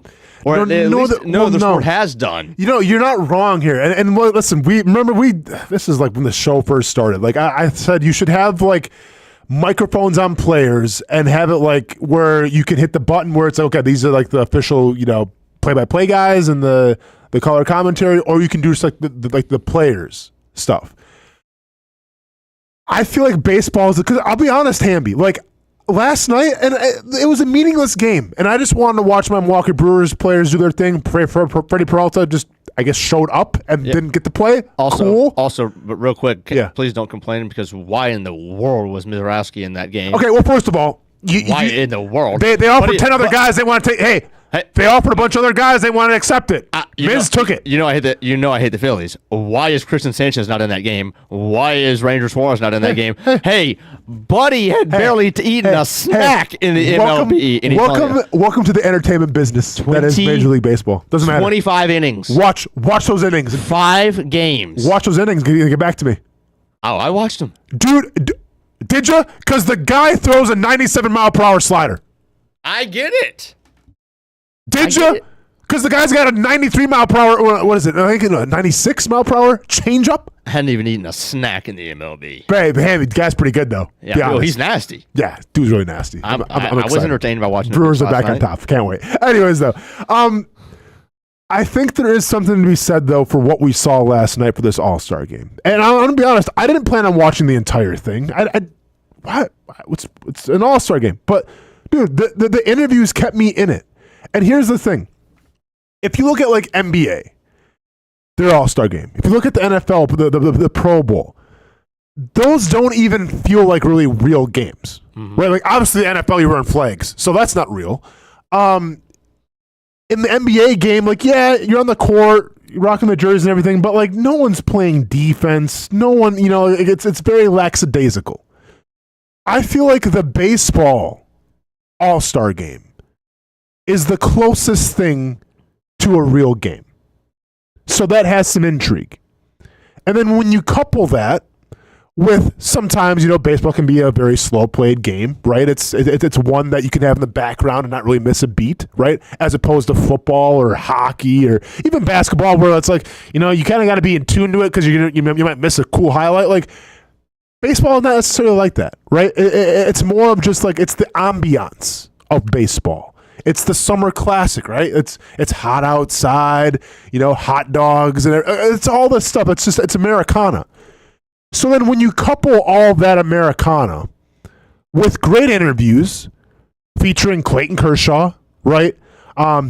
Featuring, the father and son combo, like you got something there, right? Because now I care. Like, I'm not going to lie. I didn't care about any Chicago Cubs ever. Last night, and what's the dude's name again? Who? From the Cubs? Oh, Pete Crow Armstrong. PCA? But what do they call him? P what? PCA. PCA, yeah. Last night when they interviewed PCA, I'm like, damn, man, why do you got to be so humble? Why do you got to be so cool? Because you play for the Cubs, and I'm supposed to hate you. But damn it, man, I had no idea who you were. I didn't know your story. And guess what?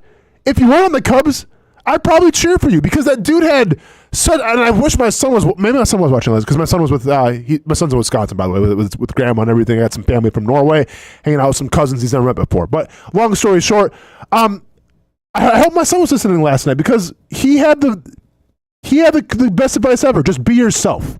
Like if you have aspirations to make it to professional sports, just remember to be yourself. Don't be anybody that you're not. And like, don't try to over emulate anybody. Exactly. Yeah. And that was a great thing. So, and then by the way, the cherry on top was, okay, gonna end this game in a tie, or are we gonna have a winner? And you had a winner, and how'd you do it? Well, by essentially a small home run derby. Now, if there's any downside to this whole thing, if there's any asterisks next to this great All-Star game last night, it's the fact that Ohtani and Aaron Judge, some of the biggest home run hitters that the sport has produced, some of the biggest names in all professional sports, didn't take part. And why didn't they take part? They weren't in the game. They weren't there. Did you see this, though? No. They left early. Really? So Ohtani and Aaron Judge left before the game was over. To go where? Home. Huh. Yeah. Scooble was getting ready to leave, but then he actually came back rocking street clothes. That was my only complaint. It's like, hey, Ohtani. Hey, Aaron Judge. You guys are the biggest names in the sport. Yeah.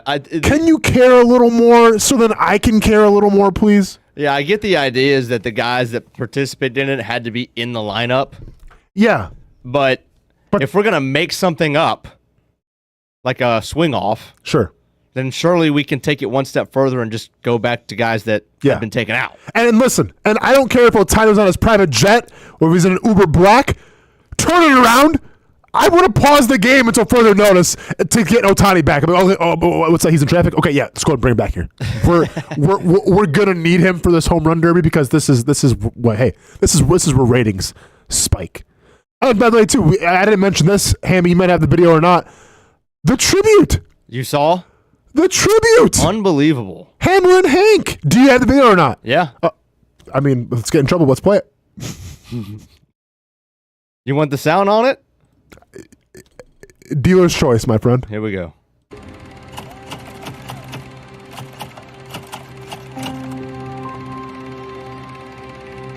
And it doesn't take a mind reader to read the collective mind that's here in this ballpark tonight.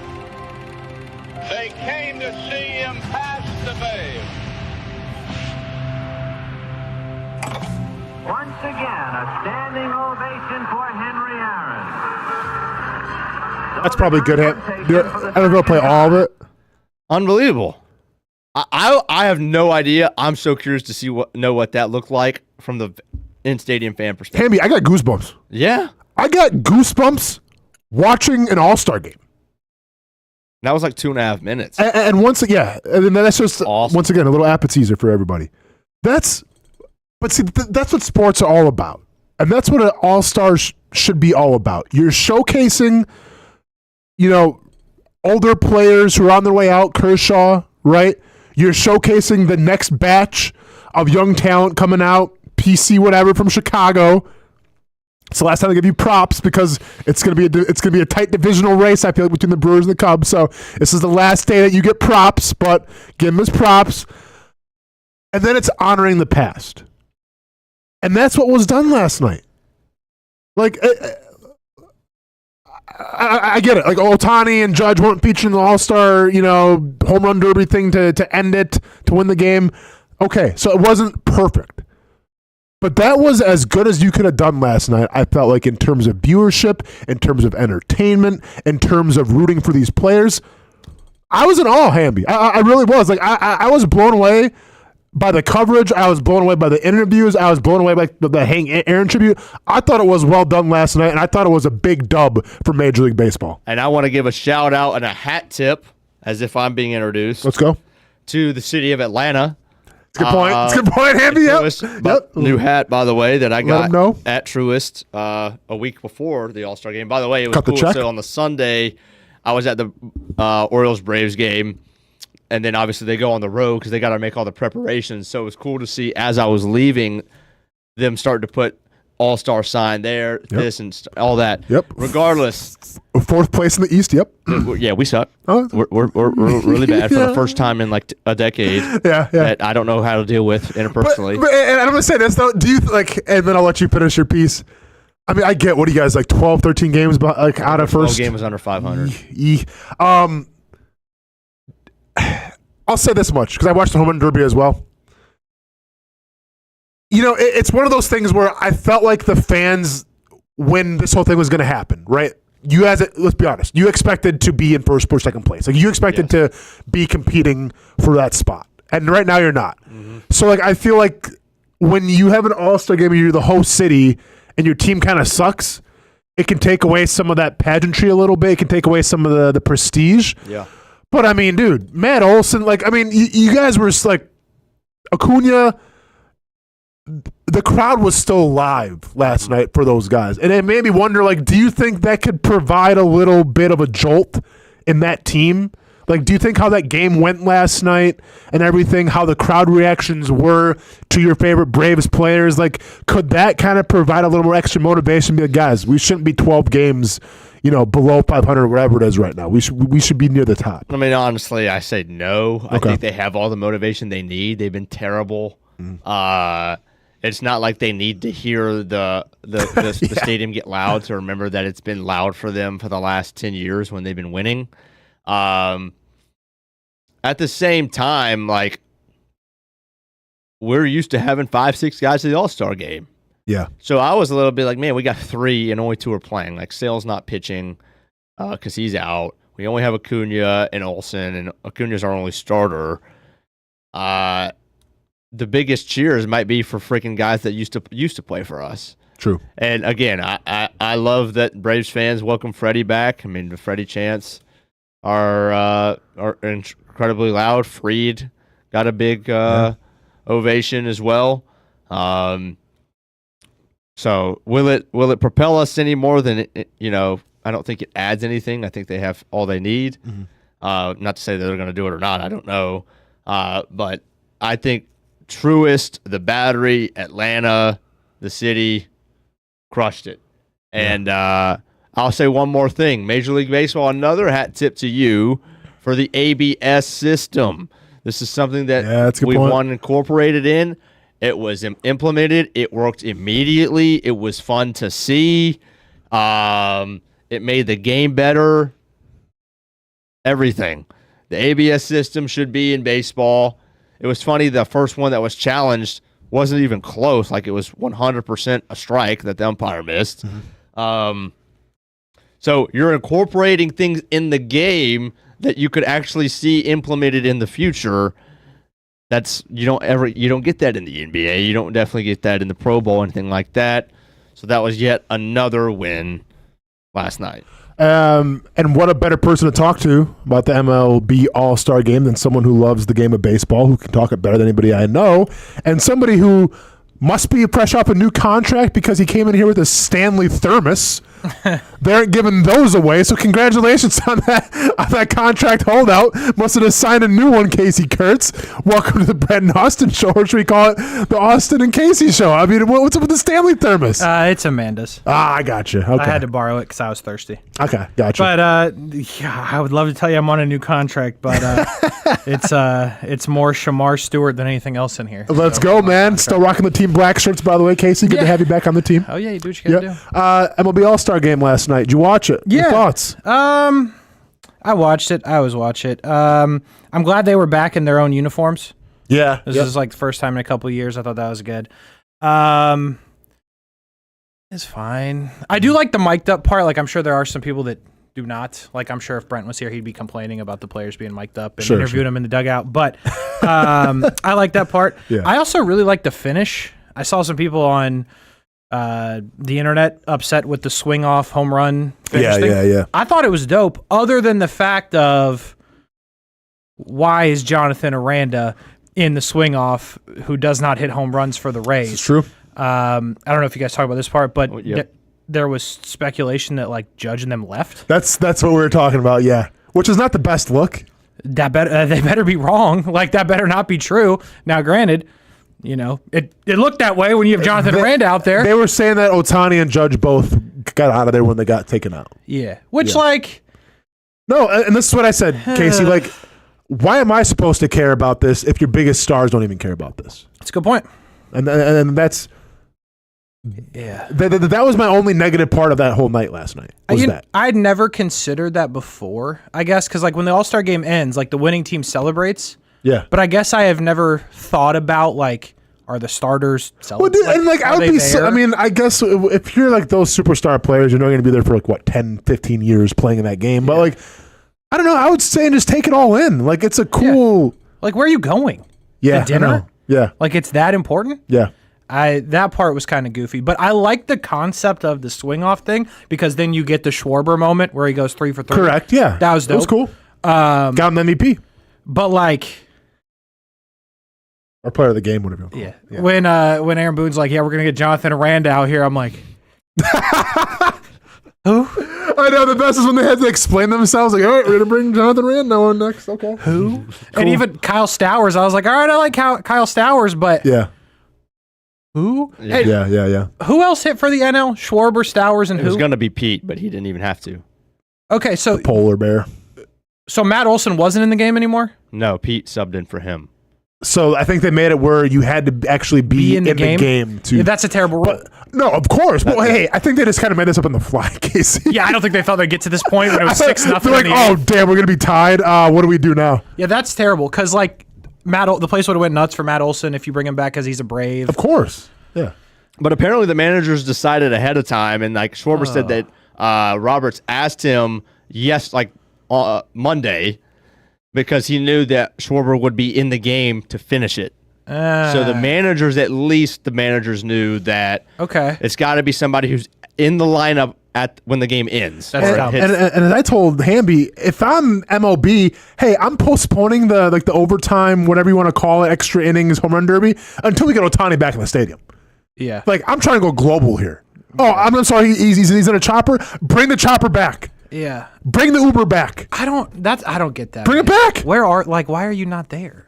It's not a good like look. that's By the way, I learned a fun fact about Ohtani too, watching the Brewers-Dodgers series you guys probably weren't aware of. Did you know that Shohei Ohtani travels with a special made mattress from his homeland? That's cool. And there's a player, or I would say there's a worker on the Dodgers that his only responsibility is to make sure that mattress and that bed is set up in every single hotel room that they go to. That's cool, man. That's a good gig if you can get it. Just carrying Shohei's bed around. Saw his wife for the first time on the red carpet. Yeah. I didn't even look at that part. Yeah. All right. You'll learn more about the guy. He's got a wife and a bed that he travels with. He's got a bed that he travels with. All right. So yeah, I thought baseball talk. I thought it was good. Yeah. Overall, I like the first inning when you had the pitcher and the catcher being able to talk to each other. Yeah, that was insane. That was great. Yep. Other than the fact of Cal Riley wouldn't say anything because he's like catching. Like I get it. Well, hey, I was gonna say, do you get it? I can barely drive and talk on the phone at the same time, let alone play in a baseball game. Yeah, but give me a little something more. I hear you. You know what I mean? I don't know what. Like, say the pitch wrong. Like, agree on the sign, and then be like, slider, it. And then the batter's like, okay.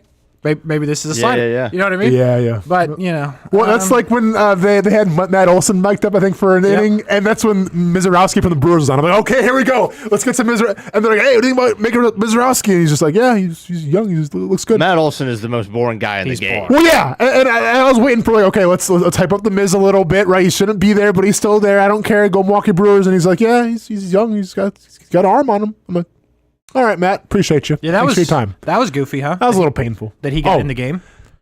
And Freddie Peralta didn't, which was a little weird, I thought. But because Freddie Peralta is the starting pitcher for and he didn't play at all. So who knows?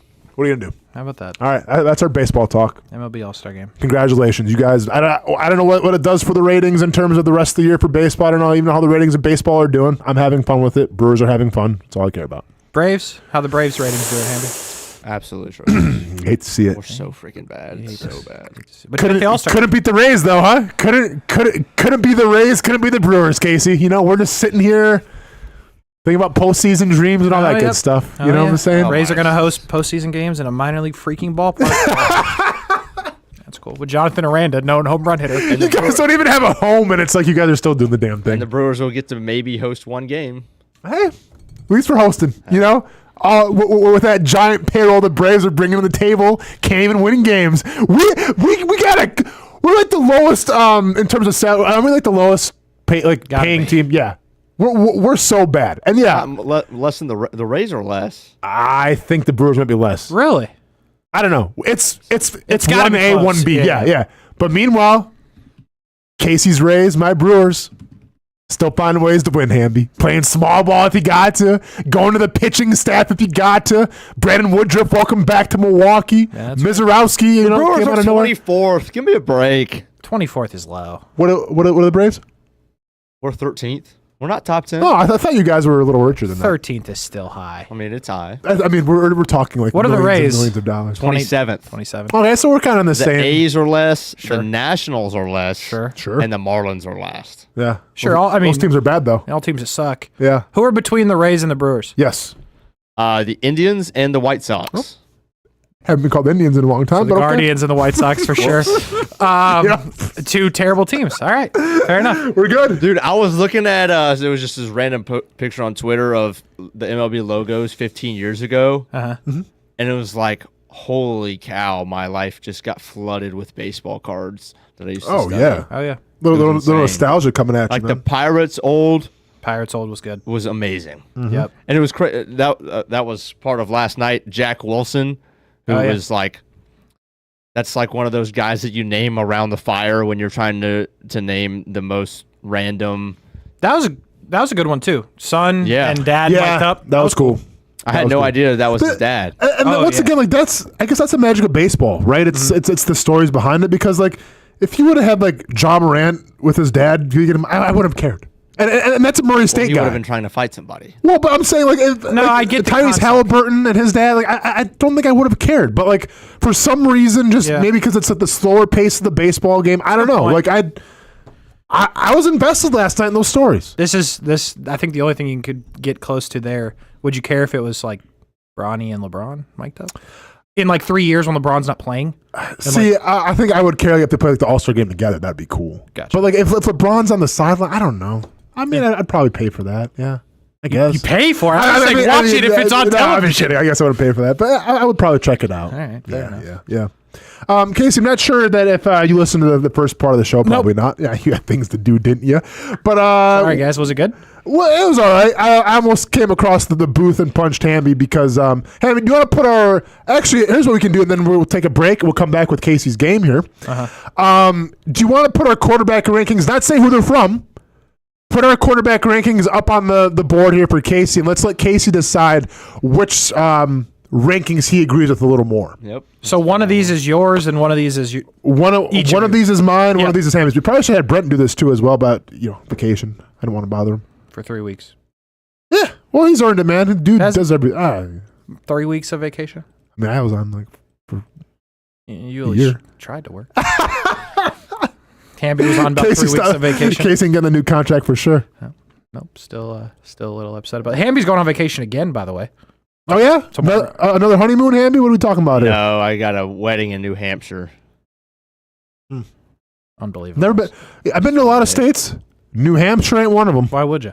That's a good point. Do these people live in New Hampshire, or they just happen to be getting married there? Hey, they better live in New Hampshire. The bride's family lives in New Hampshire. They live in Orlando. People actually getting married. So they're going. So she grew up in New Hampshire. Yes.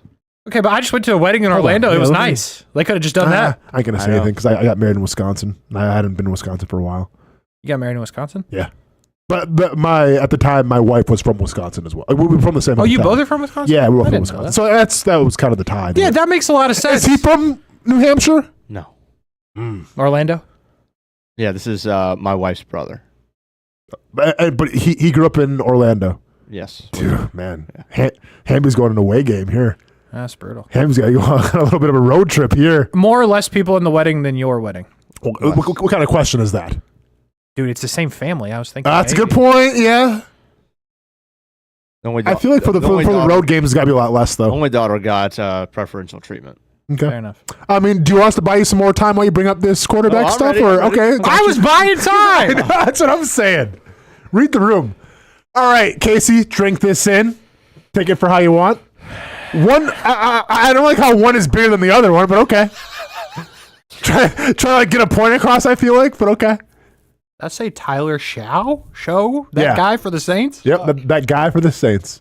Huh, Casey, to talk us through this a little bit, what list you liking better? All right, so I'm just going to go left to right, the regular size one and then the small one. Sure. So on the left, okay, Josh Allen, sure, Mahomes, Lamar, Burrow's a little low, Hurts, Herbert, Daniels, oh my goodness. Goff at 9? Kyler at 10. This feels like a Kyler truther list. Brock Purdy at 11 is crazy. Jordan Love at 12 is insane. Now I don't think this is a Kyler truther list. Stroud, Baker, Dak. Damn, Trevor. Darnold at 17. Yeah, he had 1 year. Okay. Justin Fields at 26. I have a serious... We're going to talk about that in a minute, whoever's list that is. Okay.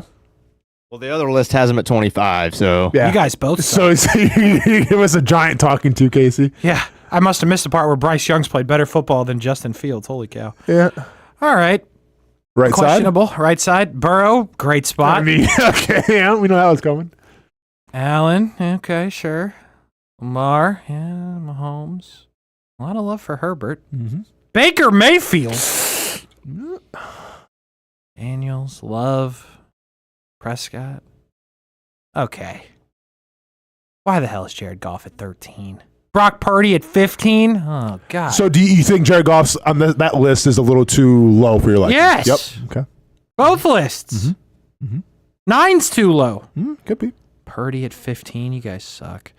Darnold, Stroud. That's disrespect. Drake Where's May. Purdy supposed to be? Higher than on that list, Kyler Murray. Have you seen who he's throwing to this year? Higher than Trevor Lawrence. Have you seen who he's throwing to this year? They haven't started playing yet. Have you? Are they just going to create a wide receiver to throw to? Yeah, they'll be fine. Okay. They got All right, Kittle. so there's no way you don't know which list is which. Yeah, you have a good idea now, I feel like. Austin's on the right. Nope.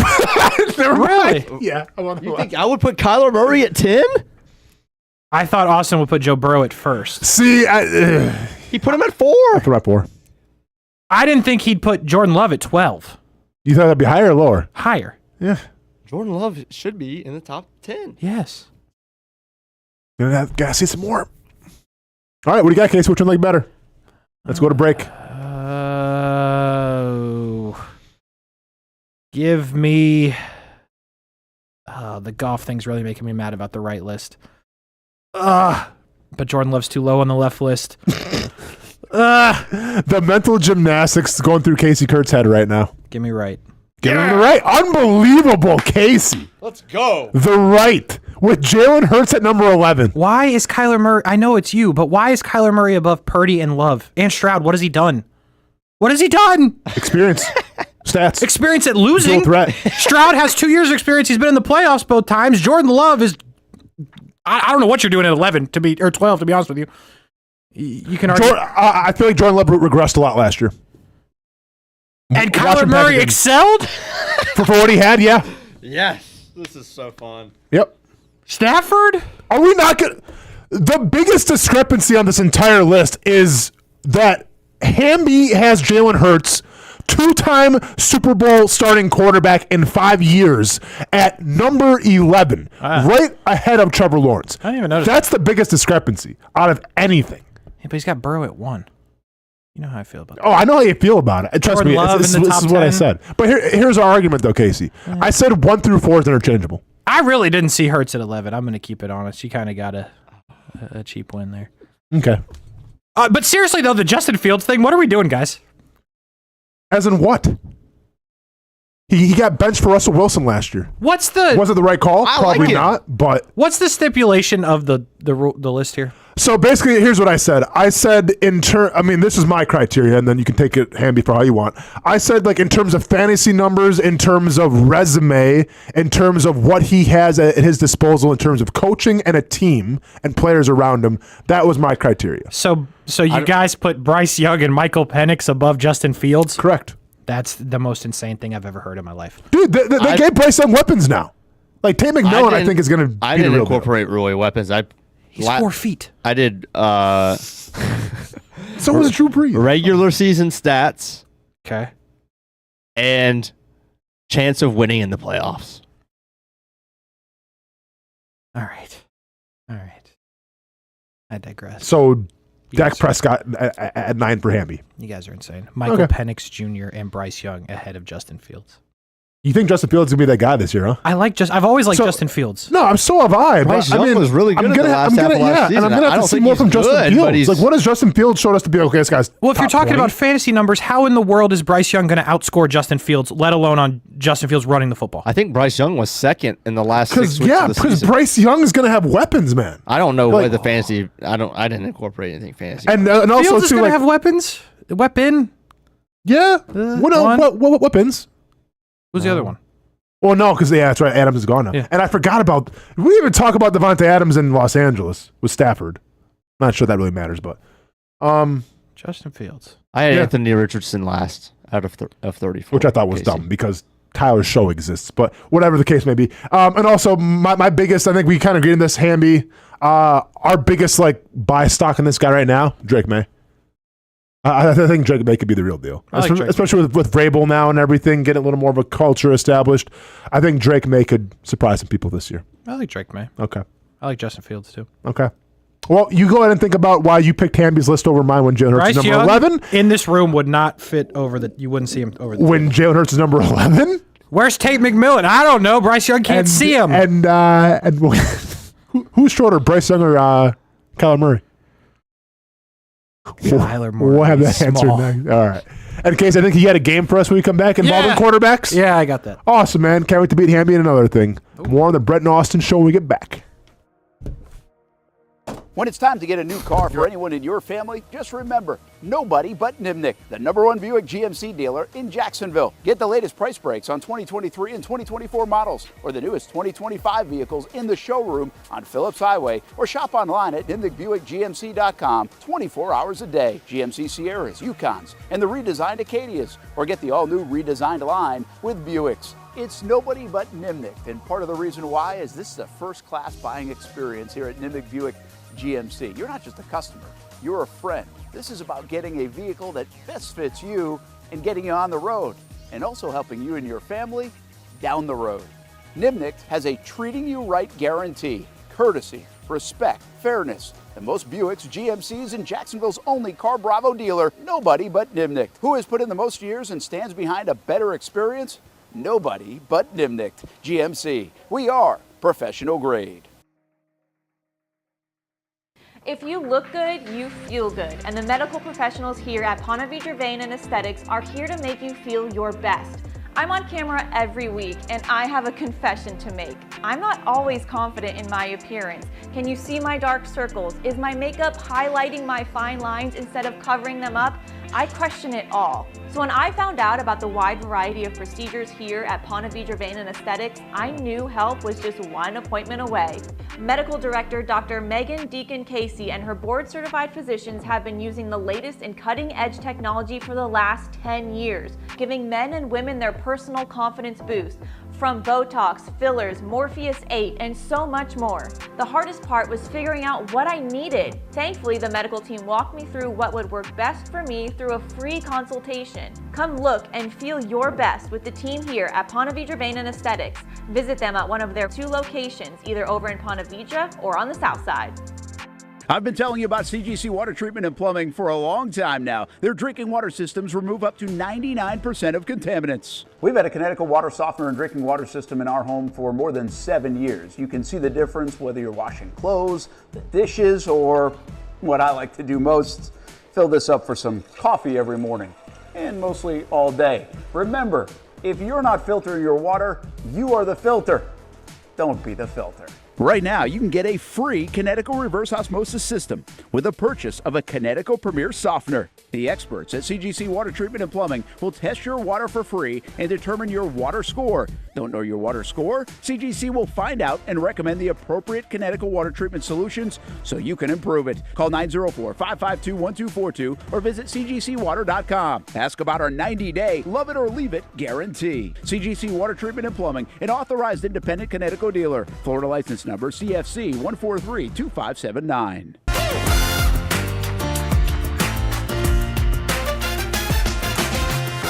Empower a future, inspire a dream. It's a bold but simple mission for the Jacksonville Police Athletic League known as Jax PAL. Help the next generation of kids in Jacksonville shape a brighter future.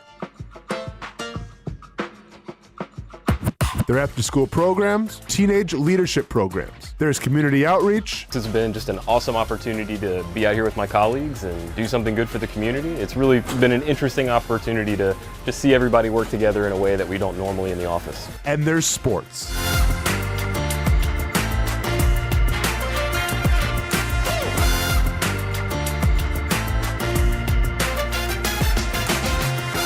There are also ways you can help the next generation with a donation of any kind.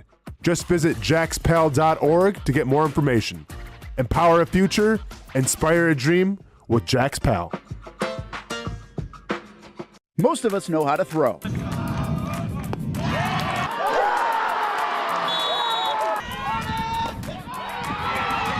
But you need to know what to throw. I'm not talking about footballs, baseballs, softballs. We're talking about those items you need to recycle. Republic Services explains it easy. Recycling simplified. 1.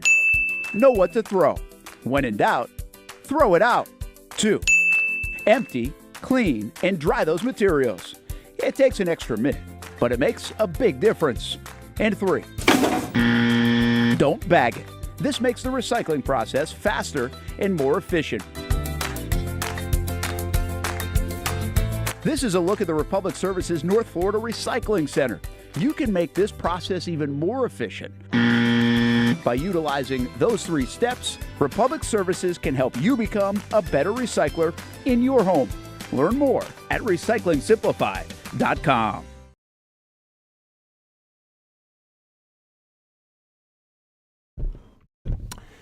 Casey Kurtz, explain to us what's happening here. This is Kaisenot, known streamer. Mm-hmm. On his stream last night, getting picked up by one Jacksonville Jaguar owner. Some other humans. Where is Kaisenot located? Do you know? He's located in a bunch of different spots. I believe the thought is this is in Los Angeles. Gotcha. This is a big deal. Massive. You tweeted you texted us last night during the All-Star game. I did. That, hey, you guys should, get on Kai's. I just was informing the world that it was happening. Oh, and by the way, the next morning, Casey was right because a lot of Jaguars Twitter posted clips and stuff from that stream. Sure. Brent didn't know what was going on. No. To be fair. Old. I kind of laughed at that. I'm going to be honest. Like you said, Kai's, I know who he is. Mm-hmm. Couldn't pick him out of the lineup. Don't know what he's about. And I also, let me ask you this, because he's one of the most successful streamers. I know him, I show Speed. What about Kai Cenat has made does he just do crazy stuff? Did he just get started early and he got a following? What? Yeah, he's been in it a while. He does it's not really outlandish stuff. He just kind of he kind of got famous the way that everybody did on streaming, they just react to stuff, and then it just kind of transformed from there. What he did that I think was, I don't want to say revolutionary because other people did it, but what he did to the highest level was he did these month-long streams where he would not get off. Huh. And he would rent these giant mansions like the one he was in last night and stream for 30 days straight. But he would have... So even when he's sleeping, he's streaming? Yeah, so the last time he did it, he had this dude dressed up as Miles Morales. Spider-Man. They would just come in and dance while he was sleeping. And he'd be in the bed sleeping. But he would have all these... He'd be in the bed sleeping and Miles Morales is dancing in front of the bed? For 8 hours, yeah. But he would have all... he had... Okay. He's had a bunch of rappers and musicians, and John Cena was on. He would have these huge, massive guests come through during these month-long streams. So that really was a big thing for him, and then he just does it. Okay. It's pretty popular. In terms of net worth, how much money do you think he's making from streaming?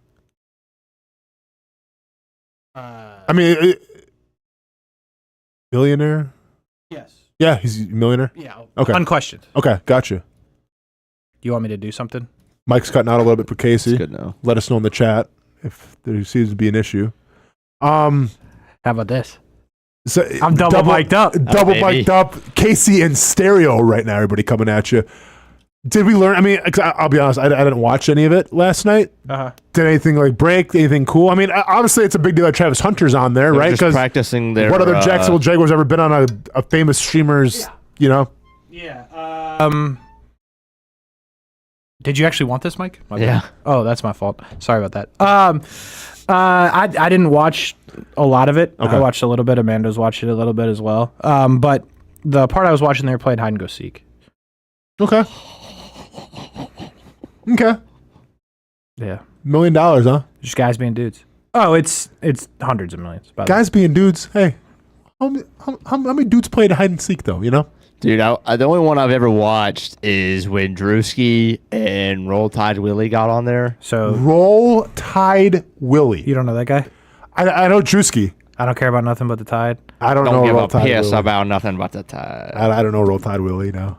So to that point, Drewski is a common guest on Kai's stream. Okay. And one of the big ones they did was Kai, Kevin Hart, and Drewski. Gotcha. Which was hilarious. What about and so I guess celebrities are seeing this as a way to spread their brand too, right? Yes. So obviously streaming and all this stuff, it's the future, or I guess it's the present now. You could call it for sure. And athletes see this and be like, okay, well, this is my way of getting out to a new audience and everything. So let me go on these shows. Correct? Yeah, I don't want to say it started, but the first one that I remember getting crazy guests was Aiden Ross.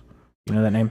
I know the name Aiden Ross, yeah, because he's involved with the UFC a lot. Yeah. I see, yeah. And then everyone kind of spawned off Aiden Ross. So Kai came, if you will, because Kai came from the Aiden Ross tree. Okay, gotcha. And then there's Neon too, right? I think Neon came from the Aiden Ross tree as well.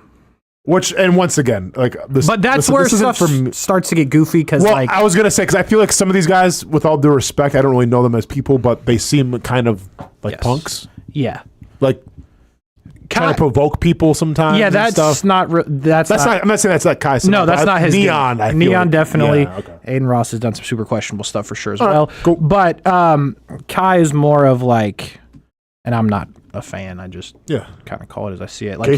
You're not gonna get that from.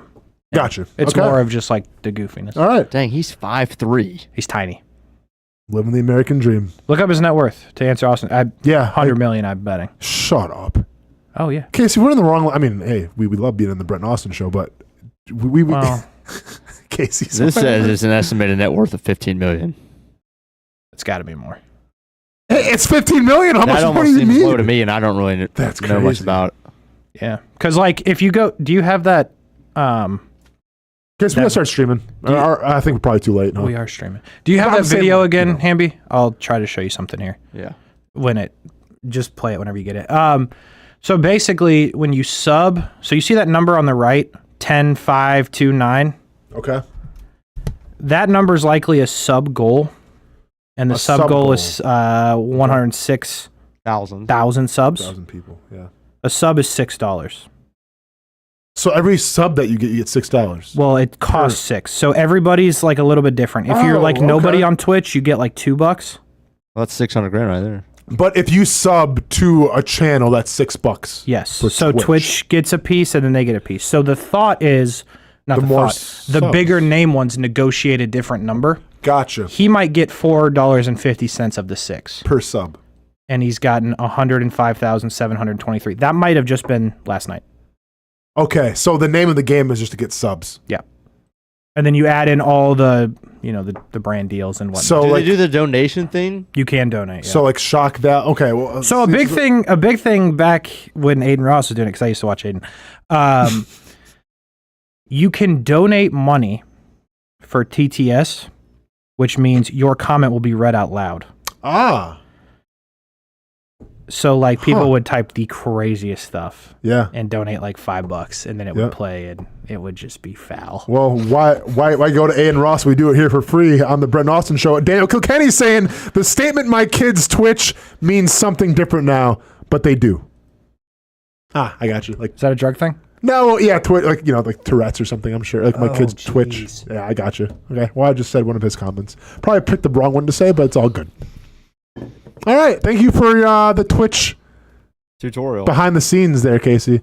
Yeah, I mean, do you think we're kind of out of the game, right? Like, it doesn't pay now to start a Twitch up and everything. Like, I mean, you could. You just got to be real good at it. What makes you get but I feel like it's always doing crazy stunts and then getting people to. It depends. People get famous for all kinds of things. What was the Madden dude? Sketch, yeah. You don't know Sketch? No, man, I'm too old. Okay. Well, Sketch played a lot of video games. You just played a bunch of Madden, right? He was a little goofy. He played a character that was... is he the Houston Texans dude? Yes. God, I know Sketch. I've seen Sketch, yes. Okay. Had some interesting things happen with Sketch. I don't know about that, but yeah, I've seen Sketch before. Yeah. Okay. So... he was like at the Super Bowl and stuff. Yeah, he's interviewing him. That's crazy. But then again, more like... first of all, none of this is family friendly, but like... closer to that type of content than like what Neon's doing. Gotcha. Okay. So good to know. Casey. Yeah. Think you have a game for us? Yeah, for sure. So better not be anything Twitch related. It's not. Well, no, it's not. Okay. So anyway, this was your idea. Yeah. What can I say? I liked it a lot. Thank you. Because you guys were talking quarterbacks, and basically, Hamby, if you haven't heard, what I did was I went through and grabbed. I've got 8 in total, but if we don't get to them, that's fine.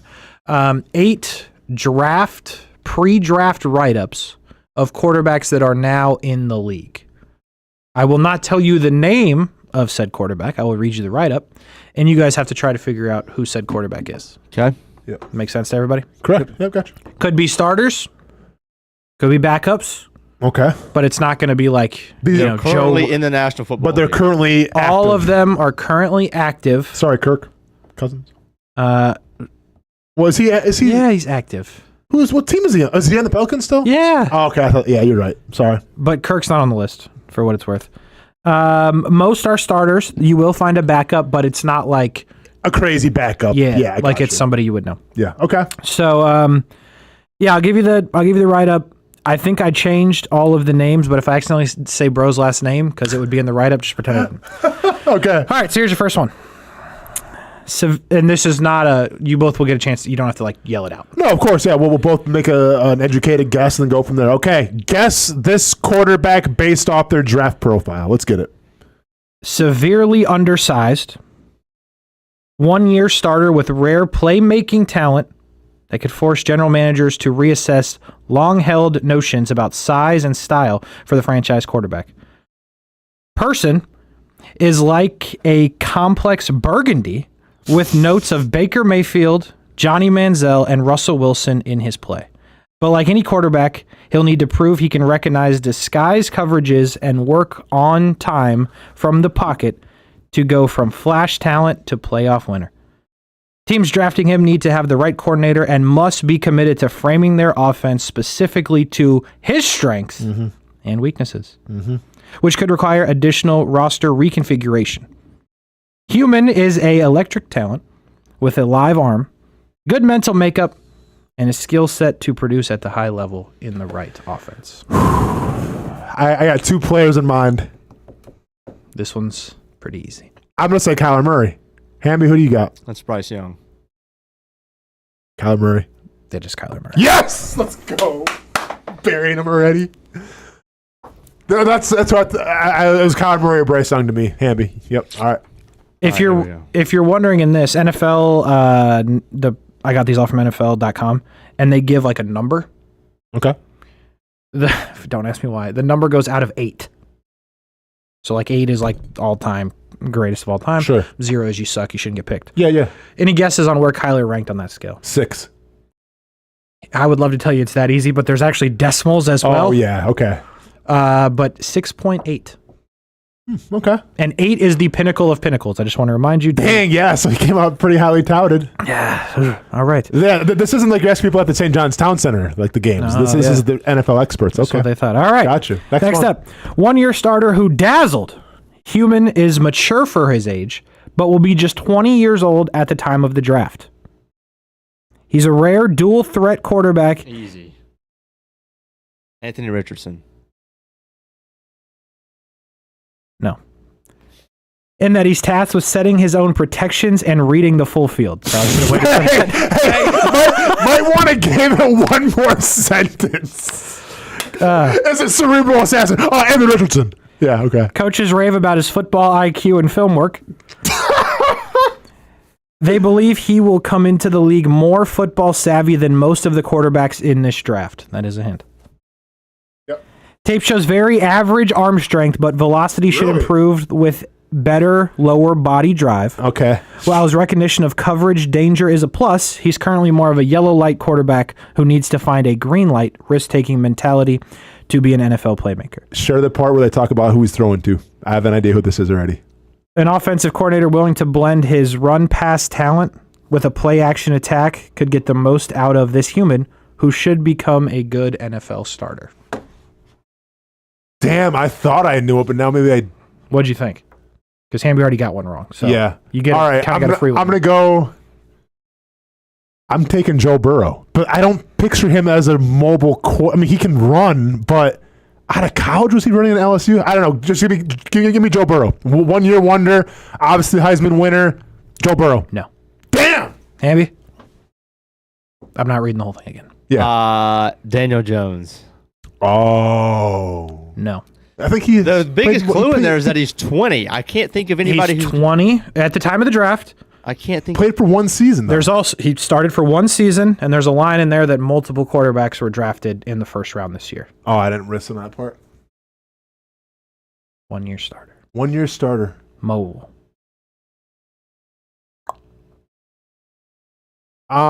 Think of Aaron Rodgers? Nope. Think of drafts with lots of quarterbacks. Oh, okay. Relatively recently. Mac Jones. When on earth was Mac Jones mobile? All right. Okay, I mean, I guess like if we're going, it's super recent, huh? Starter. Super. Jaden? Nope. Dang. Not that recent. I got nothing on this one. This is your last clue. He's currently a backup. Oh. Well. First round pick, currently a backup. 1-year starter. Trey Lance.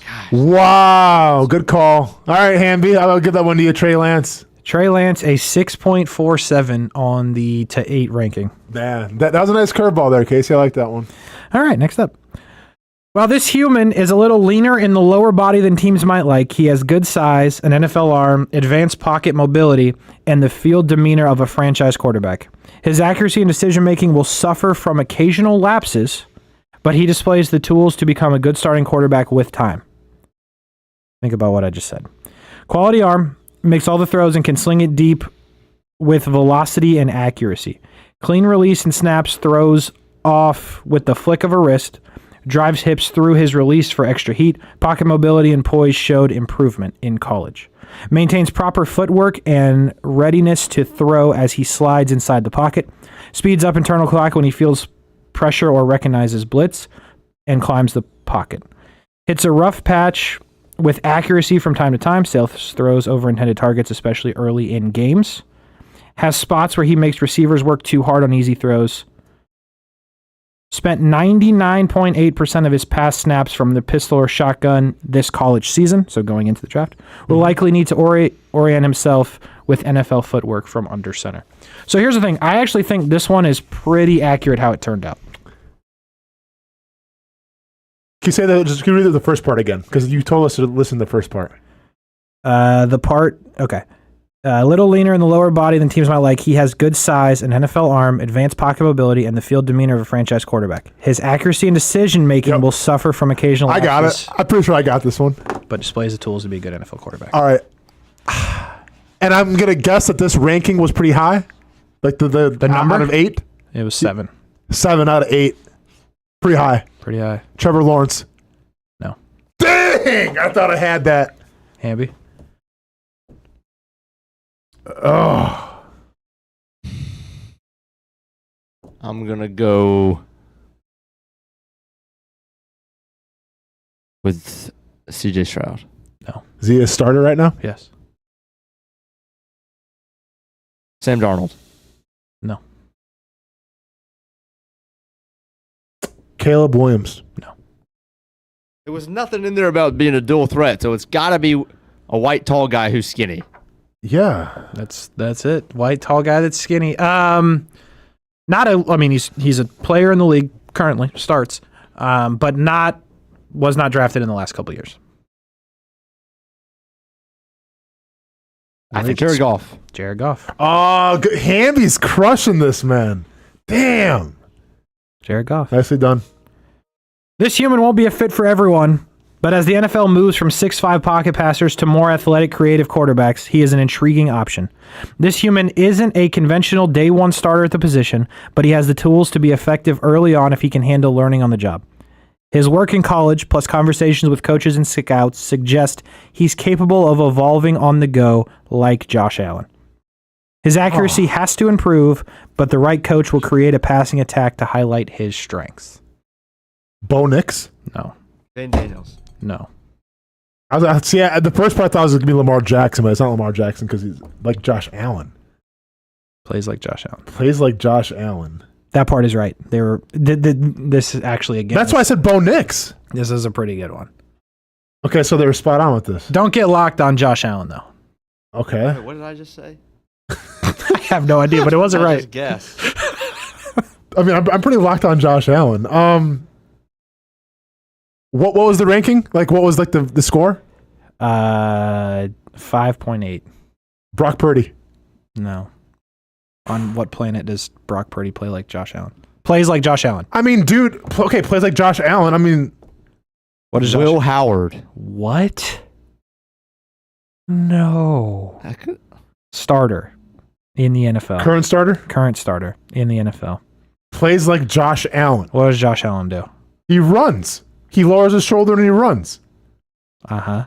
It's not Lamar Jackson. Lamar Jackson doesn't lower his shoulder and run. Okay, well, Jalen Hurts. Yeah. Dang, man. I'll take that one. I don't feel good about it, but I'll take it. Hamby doesn't like that at all. I thought he would have been a little higher ranked, though. All right. Okay. Couple more. It tied right now, too, by like 2-2. Refined and polished for his age, this human is the ultimate prototype for today's brand of franchise quarterback. Ooh. He has great size. He also possesses elite pocket passing qualities paired with dual threat athleticism that makes him an unpredictable weapon on every down if play callers are willing to expand their playbooks for him. Okay. While he's fairly polished with his approach from the pocket, he has better improvisation talent than many of the quarterbacks who have come through the quarterback camp circuits from a young age. That is a clue. He has arm and eyes to make all the throws and create explosive plays from outside the pocket. There are some areas of concern, though. His poise, decision-making, and accuracy all took a hit in his final year of college football when he was forced to work under pressure. There were times when he looked encumbered by his play-action heavy shotgun offense, getting away from the system that could help him post-snap. That's Herbert. That is not Herbert. I was going to actually say Herbert as well. But that's a good guess. I can't, well, good. What you got? Give me Baker Mayfield. No. Damn. What was the score? 7.4. Oh. Highly touted. About as highly touted as it gets. Hamby, you go next. You have the next guess. Then it's Trevor. It is Trevor. Damn. Yeah. Well, that worked out. I'll just say Aaron Rodgers. All right, Hamby's up by 1. Yeah, slipped a little bit in his last year. I probably should have got that. Hard to find an NFL comp for this human because he's built like Donovan McNabb, but lacks McNabb's ability and polish. Okay. Wow. This human has NFL size, mobility, and enough arm, but the tape shows a player who must improve his mechanics, poise, and quickness through the progressions Anthony Richardson. If he is to become a full-time starter in the NFL. It is not Anthony Richardson. How is it not Anthony Richardson? It's literally him, too. He's built like Donovan McNabb, can throw it through the roof. I mean, I got to say Josh Allen then. Still no. There are absolutely draftable traits and upside, but he will need extended work and to smooth out his flaws. Until then, a team would be wise to utilize him on short yardage packages. What the heck? Starting quarterback in the NFL currently. Starting quarterback in the NFL currently. And it's not even a question. Okay. I mean, built like Don McNabb was a unit. This guy's a unit. I mean, like, it's not Matthew Stafford. Hey, you got the next guess. What do you got? Oh, if you got one, you can go. What's the ranking? 5.9.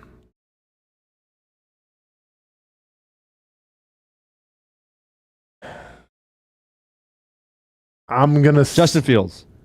No, man, built like a unit. Not Justin Fields. Drake May. Not Drake May. Was not drafted to be a starter. Bo Nix was. Sat. Dak. Yes.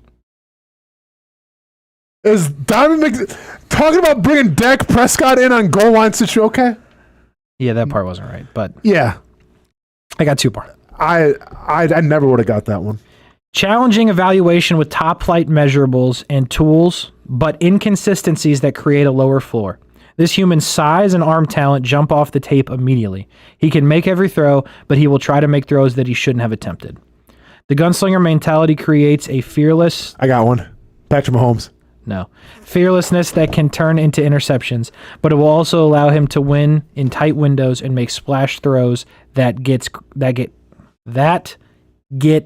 crowds, I don't know why that was tough, and evaluators on their feet.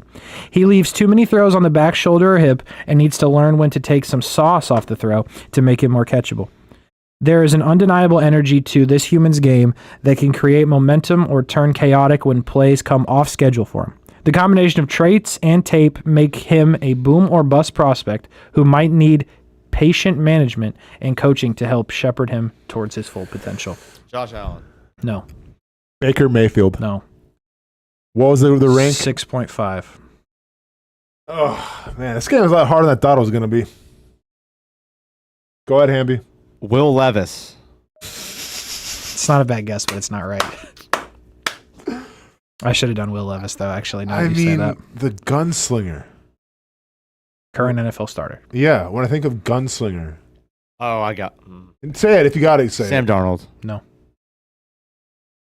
Literally his Burrow? tape to a T. No. Rodgers. Stafford. It's so Stafford. You both are still wrong. How is it not Stafford? Who is a He's gunslinger? Bro, there's not 15 gunslingers. His name has come up in this game so far. Caleb Williams. No.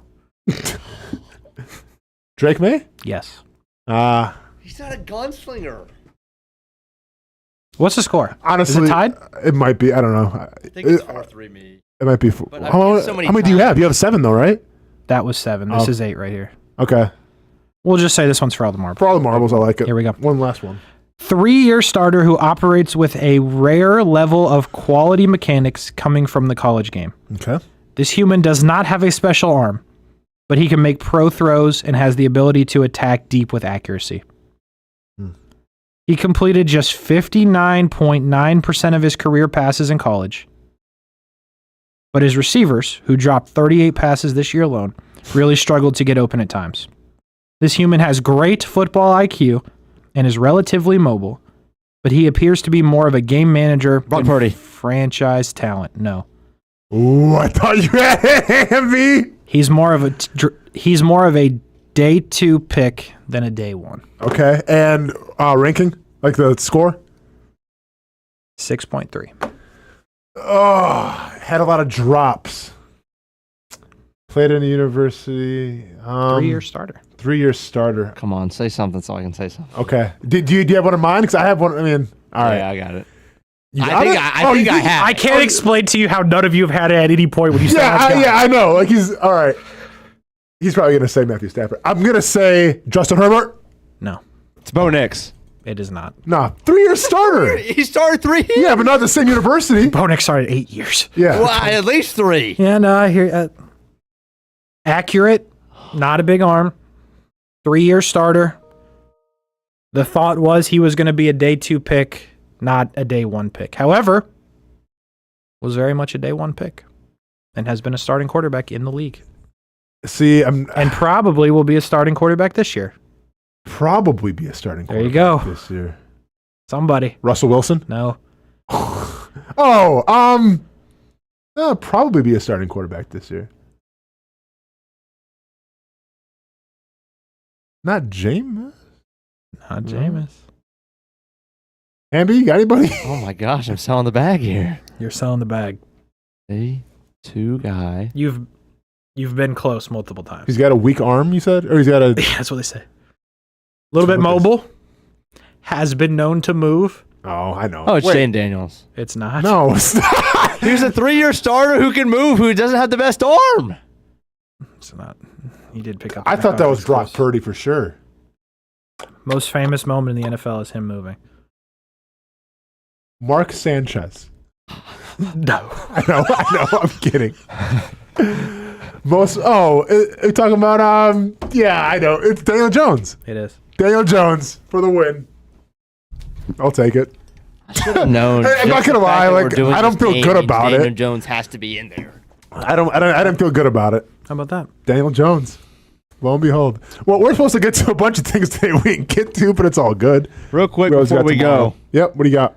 I got to get your thoughts on this. Daniel D. Griffiths with Here's one of those things, yeah. Article on actionsportsjacks.com talking about third down success.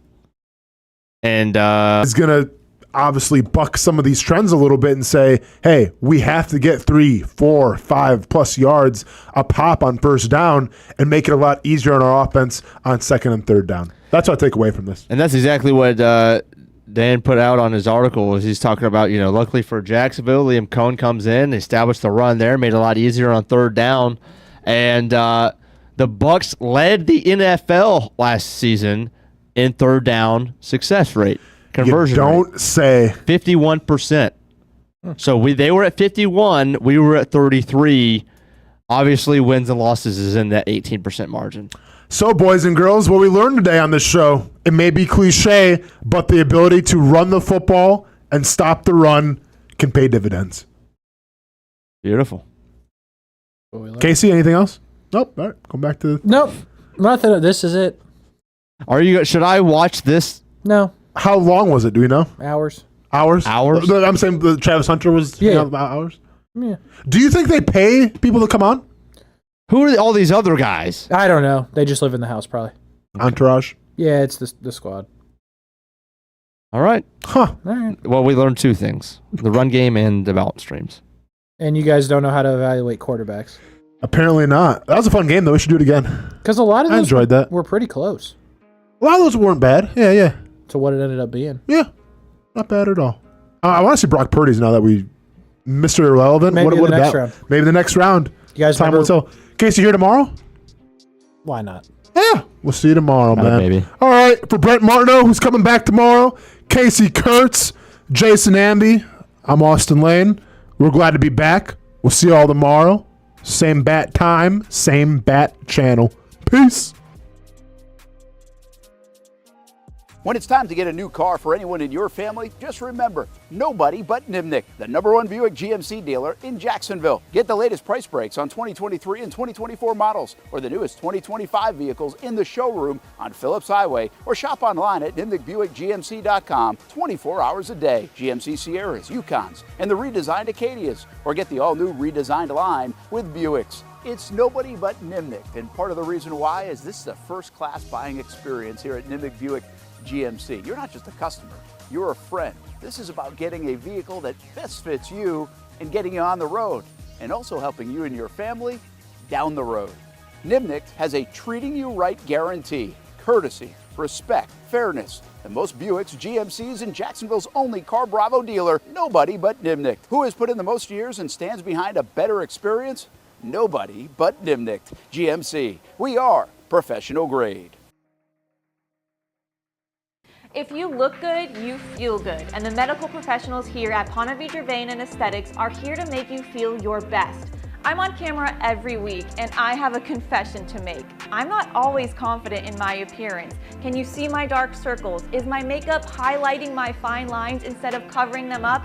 I question it all. So when I found out about the wide variety of procedures here at Ponte Vedra Vein and Aesthetics, I knew help was just one appointment away. Medical Director Dr. Megan Deacon Casey and her board-certified physicians have been using the latest in cutting-edge technology for the last 10 years, giving men and women their personal confidence boost.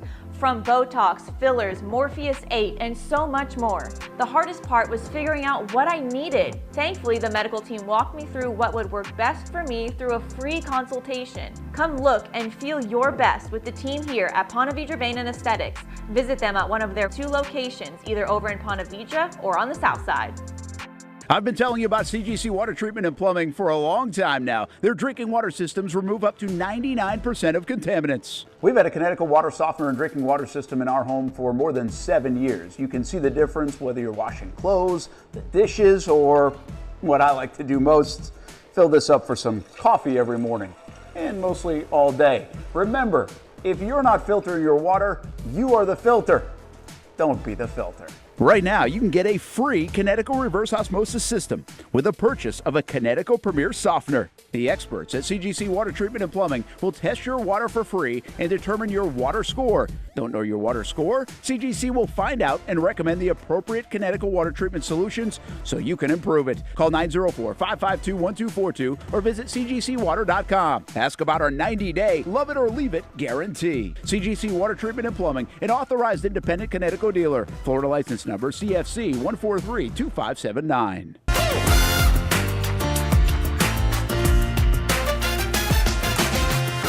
Empower a future, inspire a dream. It's a bold but simple mission for the Jacksonville Police Athletic League known as Jax PAL. Help the next generation of kids in Jacksonville shape a brighter future.